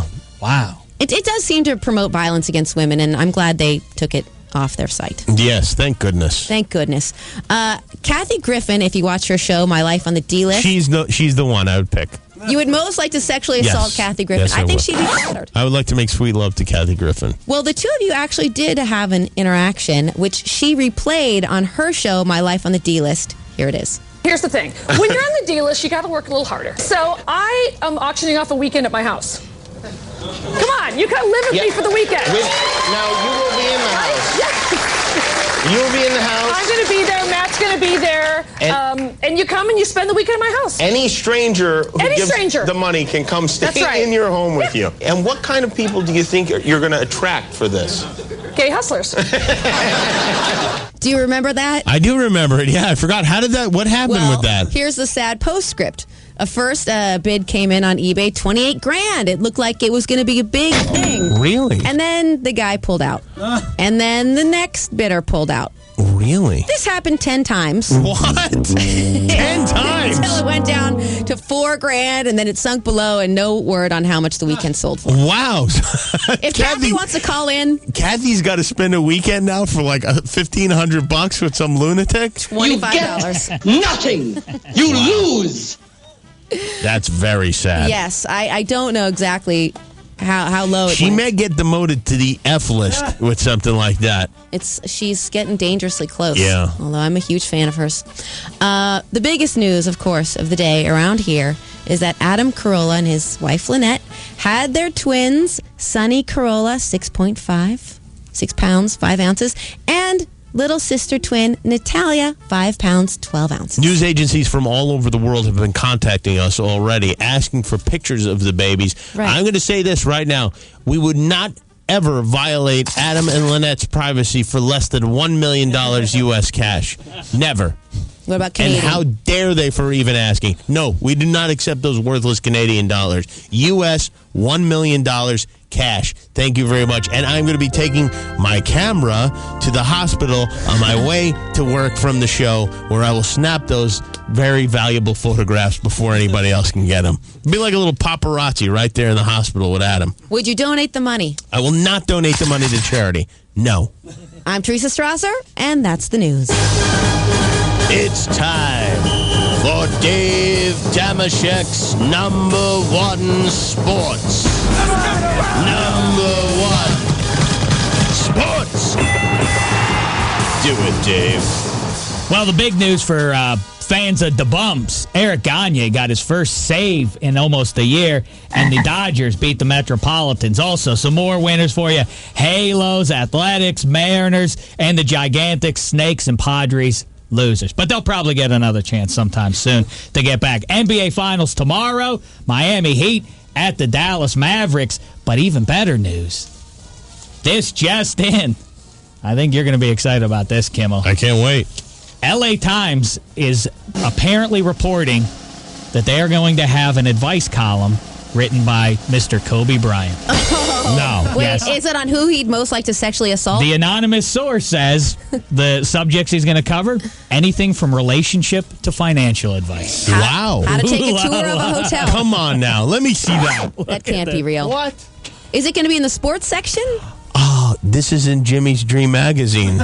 Can you LakersTalk.net has learned from an anonymous source that Kobe Bryant. The answer to everyone is buy her a ring. A large ring. Wow. This is going to be something. Wow. I mean, if I had my dreams, it would be Moses Malone, maybe Latrell Sprewell, but I'll settle for Kobe Bryant. The Kobe advice column has not been named yet, though Ask Kobe has been floated around. Or Dear Kobe. Like There's no way this is going to happen. There's no What kind way. of anonymous source is this? Who's having butt sex? What the hell is this? Oh, my goodness gracious. And apparently he's also been on Dog the Bounty Hunter. And he's in one of the final 8 episodes of The Sopranos. Okay, Junior, bend over. Kobe? Yeah. He plays a basketball player who gets in debt to the mob. Wow. Wow. Kobe is back in a huge way. Look out, ladies. Okay, bend over. All right, now, in honor of the NBA Finals wrapping up, first of all, tomorrow we're going to have Bill Walton and Mavericks owner Mark Cuban to talk some NBA Finals. But first, let's play a little NBA player tech stock. All right. We have Joel on the line, and he's going to be playing for his choice. He can either play for a pair of tickets to see Joe Rogan Friday night at the Canyon Club in Agora Hills, or a Phillips Norelco Body Groom BG 2020. What the hell? It's the latest grooming gadget. Really? Yeah, it removes unwanted hair below the chin and even below the belt. All right. Now, how do we do this? Do we do the prize first, or we do the contest first? No, we'll let him choose. All right. We'll let him choose good. after the fact. He must get, let's say, 3 out of the following 5. He must determine, of the names I give, if they are an NBA player or if they are a tech stock. I understand these things are great for shaving babies also. We might want to take one for Adam. Good. Very good. Good Joel, sell. can you hear I'm us? Marv Albert, and this is NBA player or tech stock. Beautiful. Joel. How's it going? Buenas mañanas. See. Congratulations, Adam. Yes, congratulations to Adam and Lynette. And it's time to play NBA player or tech stock. Again, Dave, this works. You got to tell us whether this is the name of an NBA player or the name of a tech stock. Couldn't be more straightforward, Joel. Your first question is Umpqua. What do you say, Marv Albert? Tech stock or NBA player? First, the player. Yeah, let's let Joel answer before Marv. Idea. Yeah. Good idea. Joel? Umpqua. I'm going to have to go with tech stock. How say you, Marv? Oh, what a move! And the foul. So he gets 1. He must get 2 of the next 4. Umpqua is indeed a tech stock. It is a tech stock, yes. All right, here we go. Your next question one. number 2. Quintel. Quintel. Quintel. Can you spell it? I will. What's up, Quintel? Qyntel. We've got to buy Quintel. Oh, Q-U-Y. No, I'm sorry. Qyntel. That's definitely tech stock. How say you, Marv? Oh, the iron is unkind. All right, 1 and 1. Oh, Still got a chance. That's an NBA player? Quintel Woods of the Boston Celtics. Really? Q-Y-N-T. Quintel. Wow, that's a huge Scrabble word. Yes. All right, number 3 here. Avi. Avi. Can you spell that, please? A-W-V-E-E. A-W. I'll go NBA player on that one. What do you say, Marv? He is on fire. That's it, too. All right, you need that's 1 2. more. You need 1 more, sir. Here we go. Here we go. Xilinx. Xilinx. X-I-L-I-N-X. Definitely tech stock, huh? What do you say, Marv? From downtown. There you go. Joel's Congratulations, Joel. You win your choice of Joe Rogan tickets at the Canyon Club in Agora Hills on Friday night. Or the body groomer from Phillips Norelco. What do you like? Definitely go see Joe. All right, very good. good. Congratulations. So we get you the tickets, hang on the line. In fact, I should make sure not to hang up on him. There we go. This has been Marv Albert with NBA player or tech stock.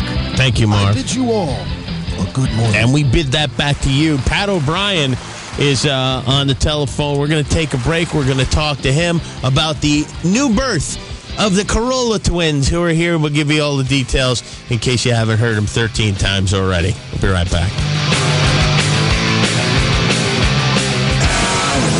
The movie that I'm reviewing today is The Breakout.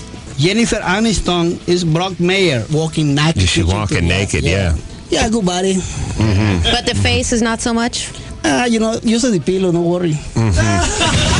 It's my job to tell you that you're listening to The Adam Carolla Show. That was easy. It's The Adam Carolla Show. Here's what happened recently on The Insider with Pat O'Brien. It's the brand new photos of Brad the Dad that's stirring controversy all over the internet. At least 4 different websites somehow got their hands on what is reported to be baby Shiloh's first picture, worth millions of dollars. Yeah, there you go. Jimmy Kimmel in for Adam Carolla. Adam had twins this morning. Little Sonny and Natalia Carolla, very healthy. The mom is healthy. Pat O'Brien is on the phone from The Insider. Good morning, Pat. Oh, I'm sorry. I got to... good morning, Pat. Take two. Good morning, Jimmy. How are you, my friend? I'm good, but I'm not so good with the phones. It's good to hear from you, Pat. In this, great to be on this historic day, huh? Well, we wanted to give you the scoop before any of the networks got it. That Carolla has had twins. I'm sure this will be your lead story, not just tonight, but probably for the next several nights, if not into the coming months. And not only that, I went on the internet immediately and Googled the origin of the name Sonny. Yeah. And it says sometimes, let's see, a nickname, sometimes friendly, sometimes condescending. Oh. Oh, really? Yeah. Yeah. Which Now says listen, about Sonny. Yeah. That's why Carolla did, so he can condescend forever to the sun. I like Pat doing his research. He's like Woodward and Bernstein over there. What about Natalia? Is there any information? There's not much news on Natalia other than it's the 909th favorite name out of 5,000 names. Is that right? Yeah. And where did Sonny fall? Was it even Sonny on the... fell at 772 Wow. out of 1219, ranking 49,302 out of 88,000 plus for people of all ages in the 1990 U.S. Census. And is this how you will lead the broadcast tonight on The Insider, with these facts? You know, I love Adam Carolla. He's been in my house. You've been in my house. I love you. Yes. I don't think we're leading with it. Can I ask you a question, though? That's disappointing. Sure. You can ask you the lead? Insider anything. Can I ask the Insider? Can I make a suggestion to the Insider? No, we can't. Believe maybe me. something along the lines of Phineas and Hazel, not so much anymore. Now it's all about Sonny and Natalia. Yeah. You know how much these pictures went for? Seriously, when you talk about pictures, Yeah. we were looking at the figures. What do you think Julia Roberts' babies went for? Phineas and Hazel. 150,000. You're exactly right. Oh. I had it written on a card here in front of me, coincidentally. POB. There's a lot of research that goes on here. What do you think Elvis and his coffin went for? Elvis, Elvis or the picture of Elvis? The picture of Elvis. I don't know. That's a good question. People didn't pay that much back then. 18,000. Wow, that seems like quite a bargain for dead Elvis. Now you could get a John Cryer photo for $18,000. But let's not lowball this right off the bat, Pat. I mean, Brad and Angelina got like $7 million or something for the picture of their baby Shiloh, and that's not even twins. That's a single baby. Those are being had all the time. Twins are special. What do you think we can get for the Carolla twins for a picture of them? By we, do you mean you and I are going in on this? Yeah, absolutely. If I have to do that, yes, I will do that. 50-50? Yeah. And if I put them on the... By the way, if you're twins, you don't want to be on the Insider, okay? Yeah, no, it's probably a bad thing here because they're either anorexic or... Or one of them has 3 arms. Yeah. I don't know. I think $1 million's fair. I like your early number. I happen to agree with you. With the personality of Adam's level, I think you got to go 7 figures. The price has been set at $1 million for the Carolla babies. That will start the bidding at $1 million. By the way, you know how you can make that a little better? How? Say the price has been set by the Insider. There you go. By the Insider. 7 o'clock in New York. POB, you set the price by making it your lead story. Yeah, Don't that's you true. see? You could affect this just like a stock. If you go on with the lead story, it suddenly becomes a bigger story than it would have been, and we make a lot more money off of it, Right. Pat. And then, well, here's the other deal. Then we can take a page out of Brad and Angelina and donate the money to charity, and then little Sonny and Natalia have come into the earth, or the world, or however we want to say it, already doing something for charity. Now you're talking crazy. Yeah. This is crazy talk now. Adam's really into supporting African orphans. Charity got enough money from Brad and Angelina. It seems like we can pocket this ourselves. Or build another park in North Hollywood, Adam's old How are you going to announce this on the Insider? We have some suggestions, actually. Go ahead. Because, Pat has these very catchy, concise little phrases, and so here's some ideas. Therapists, start your engines. Carolla has twins. Can we hear that? How that would sound from Pat O'Brien? Right now, on the Insider, therapists, start your engines. Carolla has twins. I like it. It's so I good. like it a No lot. rehearsal. Just next right one? out of the box like that. How about this one? Impotent no more. Adam Carolla has twins. Right now, you don't have to keep saying that, right? Yeah, Cut that in. Impotent no more. Adam Carolla has twins. Oh, I like that. Pause that makes that one. Here's one more. Here's one more. Oh, go ahead. 2 babies, 1 eyebrow. Carolla has twins. 2 babies, 1 eyebrow. Carolla has twins. I like that one. I like that one a lot. Will you be announcing this on the Insider tonight, Pat? I've got to go into the meeting. I'll present it to the panel. Yeah, we'll see something I can't guarantee. If Britney Spears sneezed on a photographer today, it'll get Maybe Ben Affleck has a legal hangnail. battle going on between major magazines in this country over the other. Hello and People. Just make this the thing that makes you an insider at the end of the show. Let everybody know about the twins. You should do an interview with the twins. Yes. Go into the hospital there. I'm sure Adam will let you in. You can do the first interview with the twins. I think you got the wrong word. I think it might be the first intervention. Yeah. Congratulations to Adam if he's listening over there in the hospital. Yeah. Very happy for those guys. Yeah. Well, listen, we'll see how happy you are when we watch The Insider tonight. Well, you going to have it on your show? Of course I'm going to have it on my show. Absolutely. No question about it. Well, maybe that's the way we do it. We tape your show, we put your show on my show. It's also incestuous. It really is. It's amazing. We do it all the time. How are other celebrity babies reacting to this news of the Carolla twins? Have you heard from Little Suri? Have we heard from Sean Preston? Any of those? We haven't heard from Suri. And by the way, those pictures haven't been out yet, have they? No one's seen Little Suri. No, that's the next big picture. The bar has been raised though. It's $20 million, and then $1 million for Adam's unknown kids. Wow. Yes, $1 million for Adam's kids. That's where it starts, by the way, the $1 million, for those of you bidders out there. All right, very good. Again, if you'd like to bid, call Pat at The Insider. I'm sure you can get his office line off the internet. Thank you very much, Pat O'Brien. Thanks a lot, Jimmy Kimmel. Look forward to the report tonight, The Insider. Check your local listings. Yes, Jimmy Brusca. What we have? Take a break. Okay, we're going to take a break for what they call commercials now. And do we have anything planned that we can, anything enticing that I can tease the folks? We're trying to sell the photo. Oh, well, yeah. When we come back, we should call like People Magazine or something like that. Let's call that guy from Sugar Ray who's on Extra. I don't think POB's going to cover this. We'll see. We're going to give Pat a chance, and then we're going to call Mark McGrath if he doesn't come through for us. All right, we'll do that, and we'll call. Let's call Us Weekly or something. Somebody's got to be interested in these kids. I feel terrible for these kids already. Why? I'm sure they're adorable. Because no one cares. I care. I care too, but we're not anyone. You are. Jimmy Kimmel filling in for Adam Carolla. We'll be back after. There's more coming up. Adam Carolla. The Adam Carolla Show. Hey, this is Joe Rogan, and you are listening to The Adam Carolla Show. Thank God. But Adam's not here this morning because he had a couple of babies. He had twins. Actually, his wife, Lynette, had twins. They're doing well. The kids' names are Sonny and Natalia. He cut the cords. In spite of, for weeks on end, saying he was not going to do it. He was handed the scissors, and he says he almost dropped them in Sonny's eye. In fairness to Adam, and that's true, by the way, he claims that he did not want to go into the delivery room, but he did go, because we thought he said, I will not go in the truth is, he just didn't want to go into the delivery room, and he went into the delivery room, which I think was the right thing to do. I don't think it was right that he was smoking in there, but... you can't have everything. Not everyone's perfect. Not everyone's Ward Cleaver with a perfect life. But this is exciting news for all of us here. I personally never imagined Adam would be a father. Really? I never imagined Adam owning a car, to be honest with you. But when we met, he was impoverished and doing a public access show.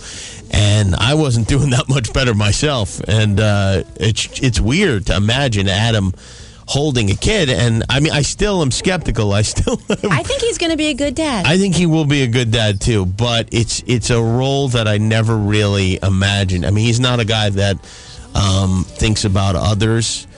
Is that important as a father? I think it is. Yeah, I think it's an important thing. It's a quality that Adam doesn't have.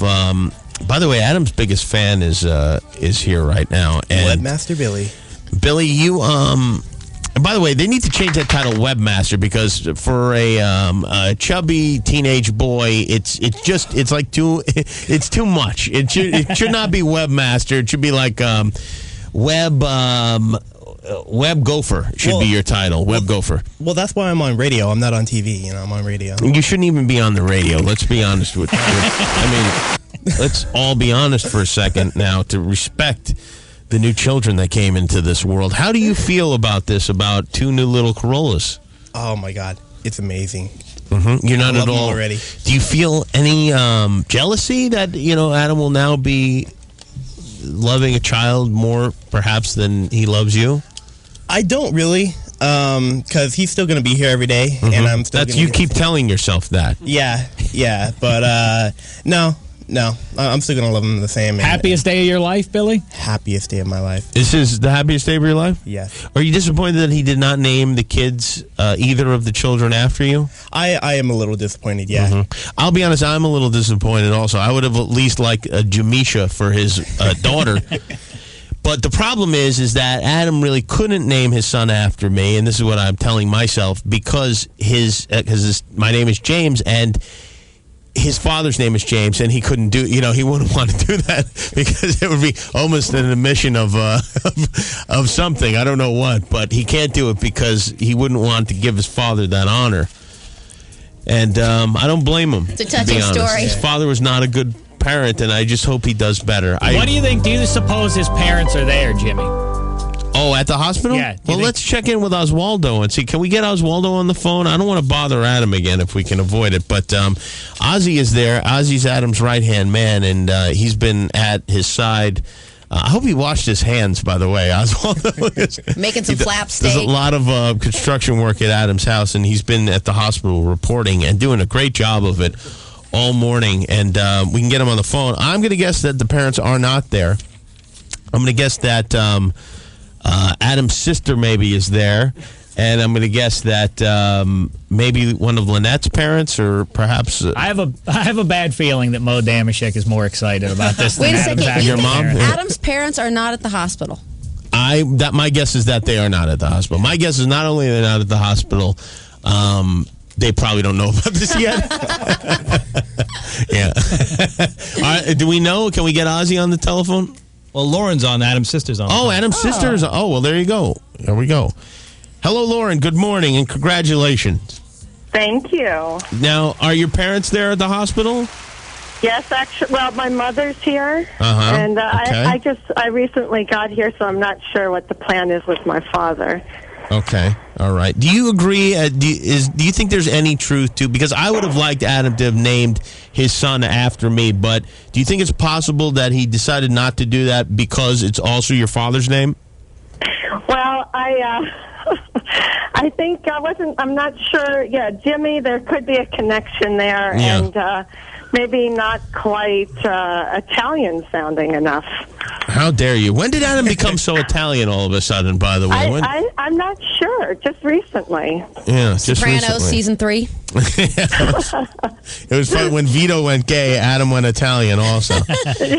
Have you seen the babies? Sopranos, I think. Have you had a look at the little ones? I'm looking at them now. The little girl is getting washed up, and the little boy is, she's getting her hair combed. Oh, She really? has hair on her head? And, Of course she has hair. Sometimes babies are born bald. How hair? Yeah, but these are the Carolla You know kids. what? They don't have a lot of hair. Really? Actually. I'm surprised. Is that right? You know, they got a little hair, but not like I expected. Are you talking about on the head, or have you checked the whole body? Because I was just... I'm speaking of the head. Okay, because they're on the head maybe not, but they have to be wolf babies. Now, what about the eyebrows on the kids? Have you had a look at their eyebrows? I haven't had a close look, but I think they've been spared. As of yet, I think they've been spared. Not from for long. The The eyebrow. unibrow gene. We've all But been you know praying what? that she gets Lynette's eyebrows. I know that happens a little later, so hard to say for sure. Okay, so you're saying that the eyebrows could join in the middle. We're just going to have to keep an eye on that as it develops. Yes, right, exactly. And is Ozzy still at the hospital? Mm-hmm. Has he been helpful to you guys there? Yes, he has. He's standing right here with us. Can we speak to Ozzy for a moment? Sure can. Thank you. Just a Congratulations, second. Lauren. Thank you. You're an aunt now. And, I know. Here's... I know. Hold on. All right, thank you. Yes, and here's now, this is Oswaldo, does movie reviews on the program, a gifted man and Adam's right-hand man, or left hand, I'm not sure. Oswaldo. Hey, how are you? Do you have anything new to tell us? Oh, I tell to you and the audience, the omen for yesterday the angel born today. Okay, the only thing I understood was the word yesterday. I think it was sweet if we could Wait, I understand. think The it omen was born yesterday, the angel born today. What? The omen was born yesterday? Yeah, yesterday was 6/6/06. Uh-huh. So the omen was born yesterday, and Yeah. the angel was born today. Oh, did you go see the omen, Ozzy? Yeah. Oh, will you come in tomorrow and review that for us? Yeah, I talked over this movie, man. But you know, the important today is Carolla's boy. Okay, I got Carolla there too, but I didn't really get much of that. So you're saying that on the heels of Satan being born in theaters everywhere, now these two angel babies have made up for it. Yep. Hey, Ozzy, you struggle to say Adam's name. He doesn't like how you say his name. Can you say his children's names better than you can say his own name? Santino and Natalie. Oh, he's going to go crazy that you say their names better than his own. So he did name the baby Santino. I thought he said Sonny. No, yeah, he said Sonny, short for Santino. Oh, he said... Sonny, the nickname. Ah, it's a nickname. What are for their middle Santino. names? Do you know? I don't know. I think so, Jimmy. Will you ask, is Adam's sister there? I don't think Adam's sister knew the first names of the children. She's kept calling the boy and the girl. Good point. Yeah. All right. Well, we'll find that out tomorrow. We'll leave some mystery. Apparently, we're not having any luck getting in touch with the tabloids who are busy covering Paris Hilton has chlamydia, and it's a big story. As soon as we say we have Carolla's baby pictures, they're not interested. Aren't they? aren't they supposed to chase us? You would think so. I don't think we're negotiating right on this. Yeah. But What's fair is fair. You know, Ozzy. we're giving POB first dibs. If he doesn't do it, then he's going to be the one who looks like a jerk. Ozzy, we need you to take pictures of the babies covertly. Okay. So that we can sell them to magazines, okay? Okay, half an hour. What? Half an hour. Yes. Half and half. 50-50. Oh, he wants to split with you, 50. Oh, half and a half and a. I didn't know. Well, we'll talk about it. It's going to be more like a quarter and three quarters of a because we got to cut Pat O'Brien in. It's a whole complicated thing. Yeah. All right, Ozzy. We'll give everyone there our love, okay?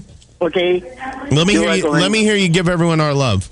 Okay. I talk to Lynette. Jimmy say love you and good luck. But are you in the room with Lynette? No. I am in the front the nursery. You know, I see the babies. Wait, can I ask you really quick? Do the babies look like Adam or Lynette? Oh, I don't appreciate too much the face right now. You know, it's like a very bad angle now. Oh, really? Yeah. Well, I don't know anything he said. We really need Adam in here to translate. I didn't. He's at a bad angle. Let me ask you the grandma. We'll take a more apparent. Grandma. One second. The funny thing is, even people that speak Hello? Spanish have no idea what he's saying. Hi, Lauren. Hello? Hi, who's this? I know this is Chris Adam's mom. Oh, hey, it's Jimmy. How are you? Grandma. I'm okay. Congratulations, Grandma. Thank you. I'm just thrilled. Well, we're thrilled And they're too. beautiful. They are. Do you know their middle names? Boy, I after all that talk, I would imagine they've got them, but I don't know them. Okay. Because you didn't give Adam a middle name, right? That's right. Yeah. It was hard enough to come up with a first name. Yeah, I know. It takes a lot of effort. Right. Well, congratulations, and congratulations to the whole Carolla family. This is thank you. a blessed day, and we're all very happy for you. Yes, we're all thrilled too, Okay. and they're normal, they're healthy. Well, Yeah. we don't know about the first part, but they are healthy. There's no way they're normal, but thank God they're healthy. Thank you very much. Congratulations. Okay, so I hand you back to Ozzy, or Nah, just throw the phone on the floor. okay. I want to thank our guest today. Joe Rogan was here. You can see him Friday night at the Canyon Club in Agoura Hills. Jeff Richards. You can see the premiere of Where My Dog's At. That's a new animated. That's a funny show. Saturday on MTV2 at 12:30 p.m. That's the prime slot. Or go to his website, tastyjeff.com. Coming up tomorrow, Sarah Silverman will be here. Def Frat Guy, Mark Cuban, owner of the Mavericks, Bill Walton, and Brian Posehn. On behalf of Adam and little Santino and little Natalia and Lynette, I want to thank you all for listening and say mahalo, everybody. See you tomorrow.